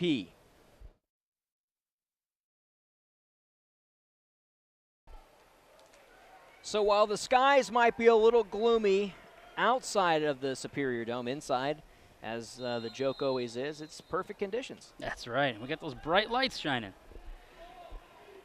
So Team Black now up 12-7, driving here at 3rd down and 7 from the red 30. Pitch goes, Dan Nasserini, great block from Isaac Olson on the backside. Got a few more blue helmets. Ashok Ravindran in front of him. And a big pickup there, so it makes it 4th down. That's the type of runner he is, though. He had the chance to kind of bounce it out even further, but he saw that pile, ran right into it, and drove it further for a few more yards. Another future teammate of his as well at Michigan Tech, Ashok Ravindran. Quiz Bowl guy, NHS guy, Key Club guy. I believe he's going to play defense as well. Hey, when we say we've got the best of the best from across the UP, that's no joke. It's in a lot of things. It's in a lot of things. And actually, you're going to see on Team Red right now, and Travis Christensen of Marquette. I believe I said he was on the black team earlier. He is on Team Red with teammate Wyatt Goodwin from Marquette, trying to get the crowd up as Dan Nasserini gets the handoff on 4th down. He finds a hole. He was close, but it looks like he might have been stopped short. Is that Brock Aho who came in on the tackle? Oh, they call it for Suanen. Looks like Aho was in the neighborhood as well. I was say, if Brock Aho's not the biggest guy on the field, if he went up heads with Dan Nasserini, credit to the former Nagani quarterback on that one for stepping up and making a big play. Not that he's not been known to do that. A guy who's been able to catch several interceptions in his career and pretty intelligent as well. Yeah, also rocking a 4.0 GPA and lettering in basketball and baseball. Looks like Team Black was just short on that measurement. Well, Team Red. Christensen hyping up that crowd, man. Maybe that helps. Team Red takes over. 9:06 remaining in this ball game. They're down 12-7.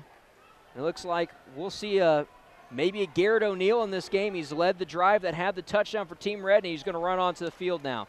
Bobby Klein in tow with him. That was a pretty big stop for Red Team D.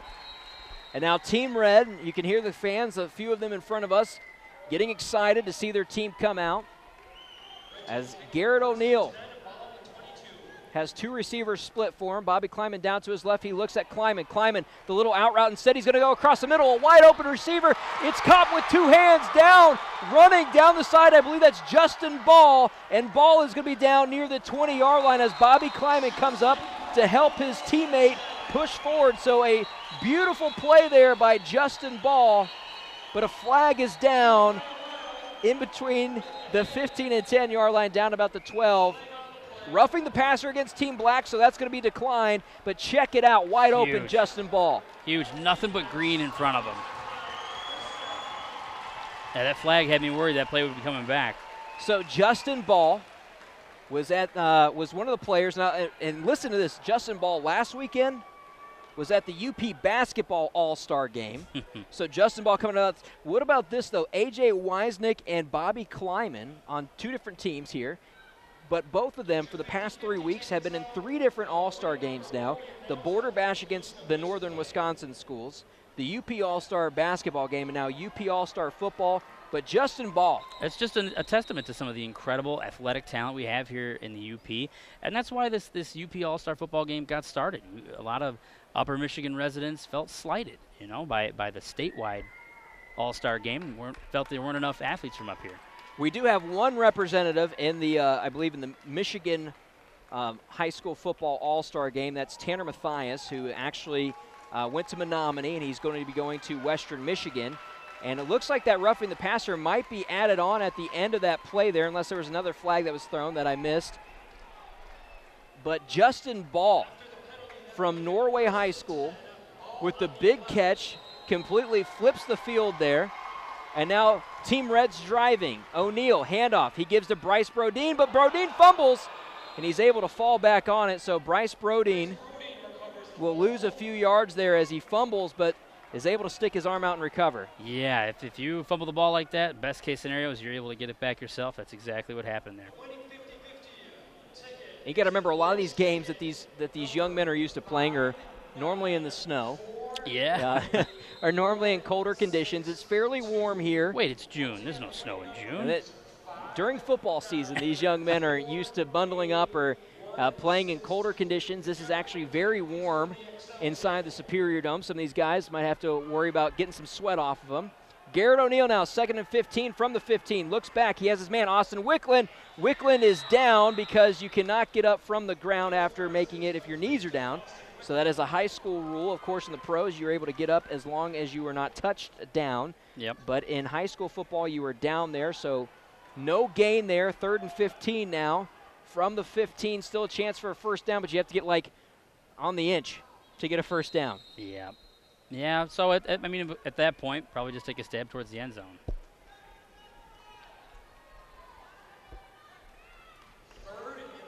So 7.5 minutes remaining here in the game. Team Red driving down 12-7.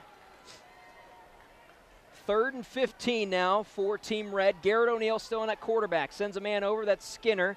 Drops back to pass. He's got Brodeen across the middle. He's going to go heave it up into the end zone. A great play by Marcus McKinney of Menominee just to bat that one around.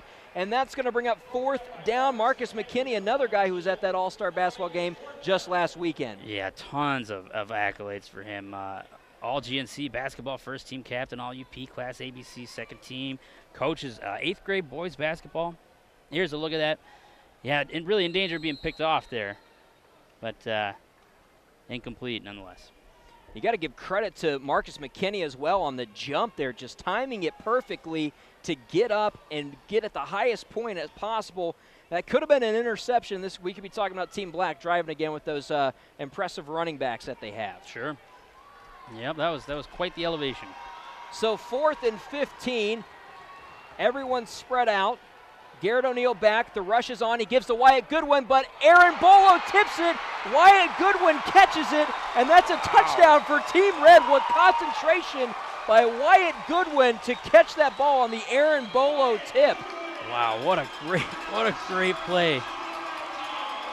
Yeah, as you said, just concentration on that. It went right through Here's another look at that. 15 drops back, just chucks it in there. You can see him put everything he has on that one. And it goes right through the hands of Team Black. Oh, man. That's an exciting play. So Wyatt Goodwin, the catch, and check out this angle. We were going down to that field camera there, right in that end zone. O'Neal with the chuck. Bolo thinks he has it. Wyatt Goodwin says, no, I got it. And he's living up to the Marquette hype of receivers in this All-Star game. Last year, Patrick Burmeister, who Jerry will tell you I lost to pretty handily in a race, not only was the fastest man last year like Wyatt Goodwin is this year, but also a terrific catch that we saw in the corner of the end zone now. Yeah, you said it, concentration. You know, you got to stick with the ball even if it gets tipped. So it's 13-12 in favor of Team Red. They're calling for 1 point here. That's what Coach Kangas is yelling out to his sideline. 7:08 remaining in this ball game. Garrett O'Neal will hold. John Paramsky will be the extra point specialist in this game for Team Red. And the kick is up, and it's through the uprights and good. So Team Red takes the 14-12 lead with 7:08 remaining here in the ball game. We're going to take a break.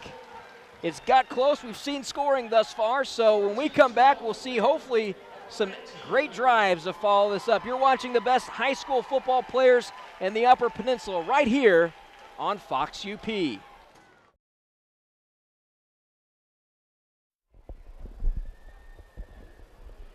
So after a scoreless first half here at the UP High School Football All-Star Game inside the Superior Dome, we've seen scoring galore, 26 points between the two teams, with Team Red currently up 14-12.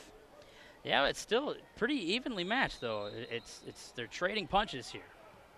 And now a squib kick by Paramsky. It's going to roll, and I think he thought maybe his guy on the outside would get there in time to recover it, but instead it's going to go out of bounds, and that is a penalty there on Team Red. I think he was aiming for, I believe, Chris Lemire of Escanaba to get down there, and Lemire was down there, just couldn't get there quick enough.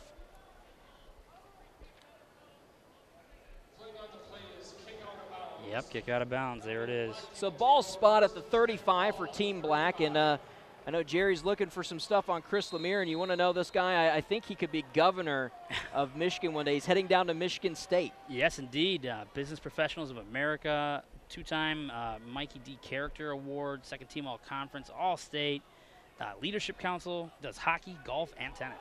So a ball on the ground here to start. Jase Briggs recovers it, though, and he's met by several helmets that give him a good pop there. Yeah, a loss of 1, 2nd and 11. Yeah, he got sandwiched pretty good. He doesn't seem to be any worse for wear.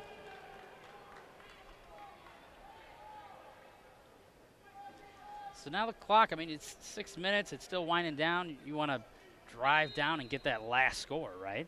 So here's a playbook that Coach Marty Spencer should be asking from Coach Jeff Olson. How do you soak up 6 minutes? And he's going to tell you to run ice. That's the simple answer right there. Yep. If you ask Coach Jeff Olson what to do, you run ice. You run the ball. Simple. He's done that multiple times and won a few state championships because of it. So Brandon Middleton on the pitch. He's got some great blocks in front of him. Still on his feet. Still rumbling and bumbling there. And he's going to be brought down just short of the 40-yard line. Stays in bounds. 3rd down. And about 6 to go here. So a gain of 5 on the run. Ball placed at the 39-yard line. Clock is ticking. We're now under 6 minutes remaining here in the game. Team Black, a bit of a crucial 3rd down. Got to make something happen here. Need to either get close or get the 1st down to kind of keep that clock rolling. Absolutely. Yeah, this is an important down here for sure. Jase Briggs has Daniel Nasserini and Isaac Olson behind him. Calls for it. There's the pitch to Nasserini. Great blocks. Nasserini up the middle. Gets brought down. Just maybe an inch short of the 1st down. Looks like where they're marking him. Looks like the side official on our side here, Jerry, gave him a little bit shorter. So about a yard away here with 4th down coming up. Oh, but there it is. Now we're going to have to see. There's a first down called on the field. He got a good spot on that. There was a good spot. It looks like they might have moved him up a little bit on the actual call. So a first down. So now ball at the 45, and once the chains are set, the clock rolls. And we're getting closer to that 5-minute mark now. So now I formation. Briggs in at quarterback, 2 receivers to his right. That's Stenberg and Weisnick. Pitch goes, Isaac Olson. He cuts in off Dan Nasserini. Trevor Roberts is there for the tackle, but a yard or 2 there. We'll call it 2 for Isaac Olson, 2nd down and 8. Yep, 2 for Olson. You grind it out. We keep going. Clock keeps rolling. It's 14-12 in favor of Team Red. That was off of a beautiful catch by Wyatt Goodwin off the Aaron Bolo tip to put Team Red up 14-12. We've seen some wideouts with some good concentration, keeping their eye on the ball, following it, and staying with it. And that last touchdown was a great example of that. So now, as we get under the 4.5-minute mark here, Jase Briggs, pitch goes, Brendan Middleton. Middleton gets a block from Nasserini, still on his feet around the outside. He's got wide open field in front of him. Count it, 10-5. Brendan Middleton of Lakeland and Hubbell puts Team Black up 18-14, pending the extra point now. And Brendan Middleton, a 47-yard scoot for the touchdown. Excuse me, that would be actually more than 47. I think we have almost I think like a 53-yard scoot for the touchdown. We'll see look. here. Just as he gains the corner, man, he's gone. He's got nothing but green in front of him, and it's touchdown city. Big touchdown there for Middleton to put his team up. Now the extra point has to be a good hold by Cecilia. It has to be a good kick by Weisnick of West Iron County.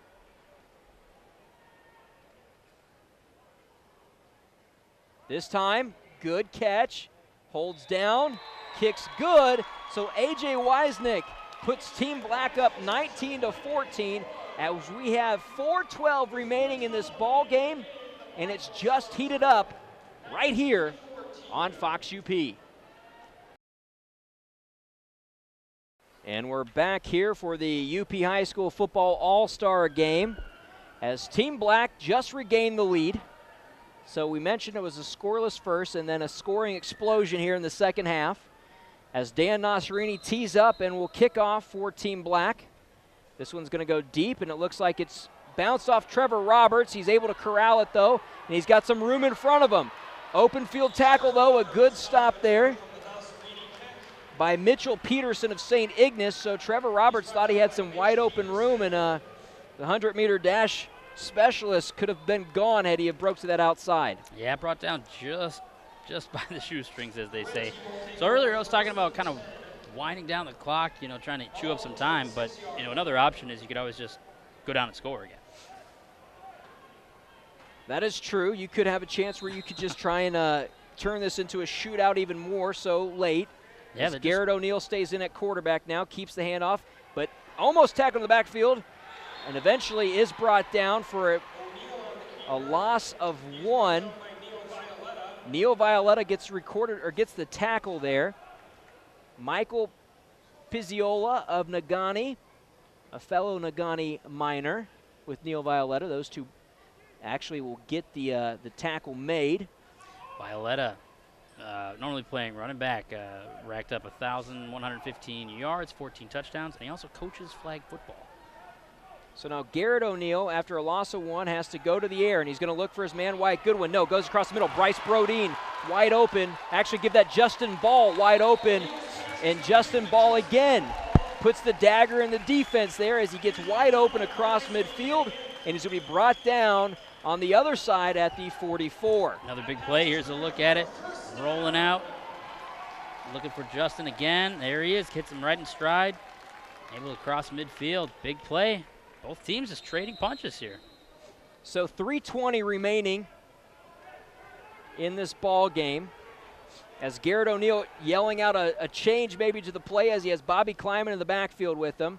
Calls for it. Handoff goes. Kleiman. Kleiman has a man to beat, still on his feet. No, tackled for a loss. That's Chandler Brown of Nagani with a big stop there to get Kleiman back to the 50. Yeah, Kleiman's fast, but there's nothing he could really do there. He was covered. That was sniffed out well by Chandler Brown, so Bobby Kleiman Stop for a loss there. And now Team Red fighting the clock here. 2:42 remaining in the game. And we'll have to see what they're going to do here. Do they go back to the air now at second down? Second and 16. Here he is, O'Neal back. Looks like it could have been a screen. No, he decides to heave it up to Austin Wicklund. Instead, it's an interception for Team Black. The safety playing well out there. Pulls in the interception. And I believe that was by a Calumet Copper King, Jack Sturos, who's going to make that catch for the interception. Here's a look. You can see he's got all day. He's looking to hit a man right in the middle. Overthrown right into Sturos. Jack Sturos, when you mention Calumet, a lot of times people will think hockey player. Jack Sturos, of course, a hockey player. I believe he was part of the Tier 3 U18 guys who went down and actually won a national championship. I think he was a part of that team as well. Yeah, he also lettered in track and baseball, too. So he was on that team with guys like Rory Anderson and Russ Bajorn, I believe, was on that team. You had guys from Hancock, Houghton, Calumet, a few other places mixed in there on that team. So got a national championship there as well. Handoff now goes to Isaac Olson, and Isaac Olson dancing around and has a lot of room in front of him. Flags are down on the play as the helmet comes off. Back in the backfield, I think that might be on the defense as we have 2:09 remaining, and the point goes towards, face mask there called on Team Red. So more yards added there for Team Black as they start their drive. 2:09, as I mentioned. Up 19-14 is Team Black over Team Red. A big run there by Isaac Olson, and now the yardage that they get courtesy of the face mask puts them at the 49-yard line. And once I think the chains get set, they will start the clock. They do. So now it's the game that Marty Spencer and company would want. Absolutely. Ball's Run in the your clock. court. Yep. Steve Ceccia checks back in the game from St. Ignace. Behind him, Isaac Olson and Daniel Nasserini. And Ceccia has the courtesy of having the play clock right in front of him. It's down to 4 seconds. Handoff goes Nasserini. Nasserini just going to barrel forward. A gain of a few there. Timeout called by Team Red. We'll keep the action here and talk a little bit about what's happened this week for these young men. This is not just a game that they get to play. As much as you like to see these guys and you like to see your kids get a chance to play one more time in their high school helmet and with some of their high school teammates, this is more of a game about giving back to the community. Yeah, that's something Todd Goldbeck really stressed, and that was, shown in their visit to Bay Cliff, and the money that they've raised and donations to other teams like Kearney NATO. That was kind of the point they wanted to drive home, that it's important for these kids to use their talents to give back to the community that has been so supportive of them throughout their high school careers. Yeah, Kearney NATO and Gwynn, of course, receiving a donation, and then several other schools will also receive donations for their of practice equipment and things of that nature. And I believe some of those teams are teams like, there we have the trophy that we're going to be playing for. This will be handed out soon, but St. Ignace, Kingsford, Calumet, and Pickford will get practice jerseys, game balls from this game, and of course, you see what everybody was playing for, that trophy, that beautiful trophy that'll say either Team Black or Team Red here in the next minute and a half. As Team Black lines up second down and 8. In the backfield is Dan Nasserini and Brendan Middleton. Steve Ceccia thinks he can just kind of wait for it, but he doesn't realize the clock isn't running. So there he goes, steps under center. Handoff goes to Middleton. He's got great blocks in front of him. Push back, though, and now Middleton has to recover. He's going to get back near the line of scrimmage, and I believe we're going to see another timeout here called by Team Red. Yeah, you don't want to count this one down. I mean, all it takes is one play. We've seen that. We've seen that several times in this game. We'll talk a little bit about how the scoring got started here. It was a scoreless first half. Then it was led by Dan Nasserini on a 2-yard score on 4th down to give Team Black the 6-0 lead after a failed PAT attempt. But back the other way goes Garrett O'Neal, who scores from about 15 yards out on a quarterback keeper, puts his team up 7-6 on a converted extra point. Back the other way It was a touchdown by Team Black. And then we got to see the amazing catch there by Wyatt Goodwin to put Team Red up 14-12 at that point. And then Brendan Middleton breaks the huge run there to put Team Black up 19-14 after a completed extra point attempt for the first time for A.J. Wisnick and Steve Cecilia holding that one. So we're at 19-14 courtesy of those scoring plays. Trading punches again. The game's not over with a minute 39. All it takes is one more big play, and we can easily see that from the red team if they're able to get the ball back. 3rd down and 10 from Team Black's own 49. They're up 19-14 with 1:29 remaining in the game. It's Jase Briggs under center here. Behind him, Nasserini and Olson. Handoff, no. Pitch to Nasserini. Nasserini trying to cut back in. The meat of the defense will get there. And so now 4th down approaching. And I don't know, does Team Red have one last timeout? Let's see. They have no timeouts left. So at this point, if you're punting, which Team Black will punt, you're going to hold this down until at least a second. You'll get a good snap, and you'll kick it as far as you can, unless Team Black decides to call a timeout, which is possible. Or take a delay of game. Back it up 5 yards, give you more room to punt. Well, they're putting in Klein and they're putting in Goodwin. And the black team takes a Timeout by the black team with 1 second on the play clock. So 48 seconds remain in this one.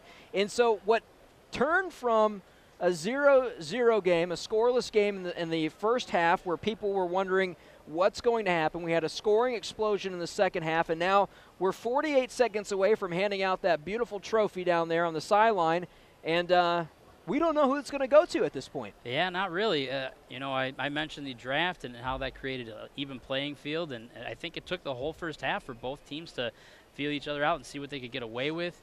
You know, there was a lot of running by Dan Nasserini, a lot of sweeps to the outside. Isaac Olson had his fair share as well, but the red team, kept it close, and they're still within striking distance, obviously. 6 points puts them up 1 by 1, and they win. So here's the point that we have to kind of go back to. The 2 failed extra point attempts playing big now for Team Black as they only have a 5-point lead. So as you mentioned, a touchdown does win this for Team Red, pending nothing crazy. We don't want to say it's over till it's over, obviously. Sure. So pending something that could be insane, like a kickoff return or something like that, if they score with time remaining. At this point, if Team Red is able to milk this clock and able to get to the end zone and score with 48 seconds and they're able to make the time expire, they win courtesy of just that touchdown. That's right. No extra point needed at this point. So Dan Nasserini into punt on 4th and 7 from the 48.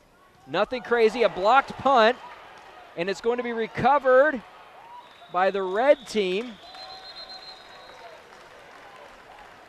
And that one looks like it's going to be down and recovered at the 44-yard line.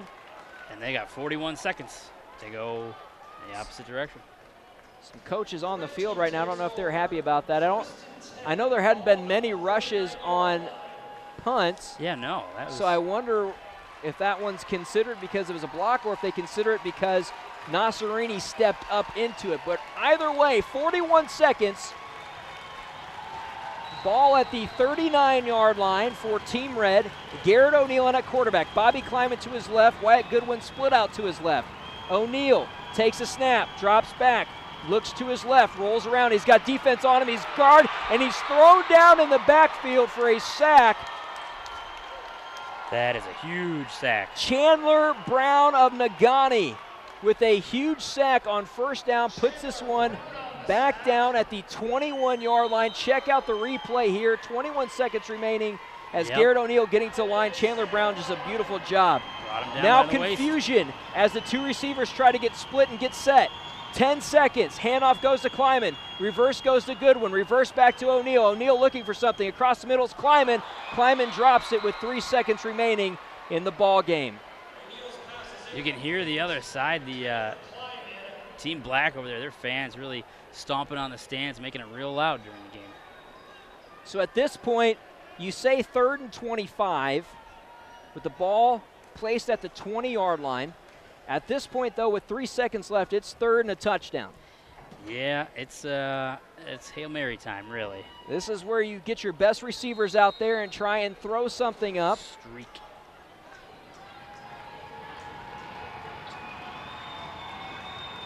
So now Goodwin split out to the left, climbing in the backfield. Garrett O'Neal at quarterback. You got a tight end in there as well. Play called, false start. I believe it's on the offense, and this might make it from the 15 now. Yeah, not ideal. Again, it's going to be, you're going to throw it up and pray. So you got to hope that this play goes 85 yards to win this game, and of course, anything is possible. That's why we're not counting anything out with 3 seconds left. Klein still in the backfield with O'Neal. Goodwin to O'Neal's left. He's back to pass. The rush is on. He's going to step up. He's going to heave. Wyatt Goodwin looks up. And this one, it ends with an interception by Marcus McKinney of Menominee. All he's got to do is run the clock out and go down at this point. Everybody's still pushing around. McKinney, though, he says, I don't want to go down. I'm trying to run this out, but it ends there as Marcus McKinney pulls in the game-winning interception. You see Team Black storming the field in this close contest. Team Black gets the win, 19-14 over Team Red. We'll be back with our post-game reaction coming up here on Fox UP.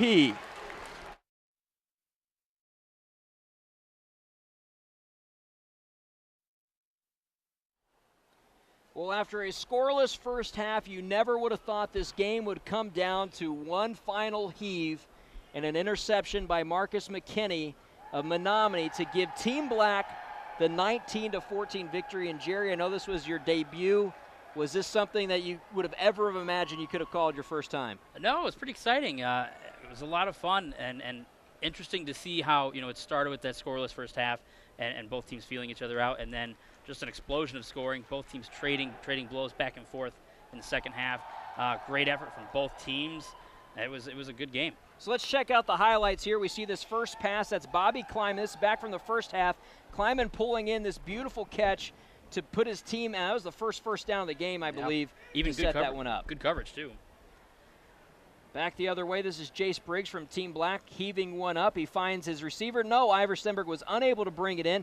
Ivor does make up for it, though, in the second half. We'll get to that. Yeah, in the first half, we see plenty of overthrown balls and a lot of good D. Another a sack here for Team Red. Another look at the same sack. Defense and overthrown passes, kind of the name of the game in the first half. But here we see it. Another one. Was that one? That one had a flag on it. I believe that one eventually got called for a flag on it, and that gave Garrett O'Neal room from after midfielder John Paramsky there as he finds Bryce Brodeen. But another drop. Players trying to adjust to the lights, trying to adjust to the sweat. Then check out this one. It's Brendan Middleton who had a good run here and a great bounce around as he's finally brought down by Adam Hildebrandt, but he was cross midfield. A good run there by Middleton and Lakeland and Hubbell and the success he had in high school. Yeah, he had a great game. Lots of good runs. Touchdown from Nasserini there, breaking the plane and getting our first score of the game in the third quarter. Yeah, Nasserini muscles that in on 4th and goal to give the first score of the game in favor of Team Black. They were up 6-0 after the failed PAT attempt there as it went through Cecia's hands. So that set up the first score. And it was back the other way for Team Red. You see, that is actually Bryce Brodeen of Norway getting a catch and then making some action happen down the field. Was able to set up Garrett O'Neal later on in this drive, and we're going to see that coming up as Bryce Brodeen finally brought down after a huge pickup of a 30-plus yard play there, and here it is. Yep, that's the one that set up this little scramble, run to the outside. Lots of room to run. You cut it back in the middle, and that's a touchdown. And Garrett O'Neal on this touchdown put Team Red up 7-6 after the converted PAT attempt from John Paramsky, and there was just a great run around there for Garrett O'Neal. And then Team Black would have to have some sort of answer. They're on offense here. Pitch goes. That's Middleton. Middleton had a great success in this game, bouncing around the hurdle until he's finally brought down. It set up a short yardage situation. Then the throw on the other side, that was to Ball of Norway as he was able to catch that one and then bring it down here. And that set up some more action for the Red as Garrett O'Neal back to pass, heaves one up in the middle, and Marcus McKinney, the great defensive stop. Right, O'Neal, lucky that one didn't get picked off. Again, McKinney with the big ups. Almost grabbed that one, but not to be. O'Neal back to pass here again. This is the touchdown catch. Yeah, tipped by Team Black and able to be brought in for a touchdown. Team Red scores there. Good concentration. Yeah, Wyatt Goodwin with a great catch there that put the team back up 14-12. And in this game, it was a little bit about Team Black here as they eventually would get something happen. That's Brendan Middleton who eventually runs around the outside and puts Team Black back on top 19-14. And from there, it was all about the defense just holding out as Marcus Mckinney would catch the interception to seal the deal for Team Black. Well, Jerry, it has been an awesome time calling this game with you. It was truly an awesome experience as well. Absolutely, lots of fun. Ethan, you're going on to bigger and better things here down the road. Great to share this experience with you. We got to say a big thanks to our crew here, Sabrina Pietola running camera for us, Chad Gruenberg as the director. Big thanks to everybody involved.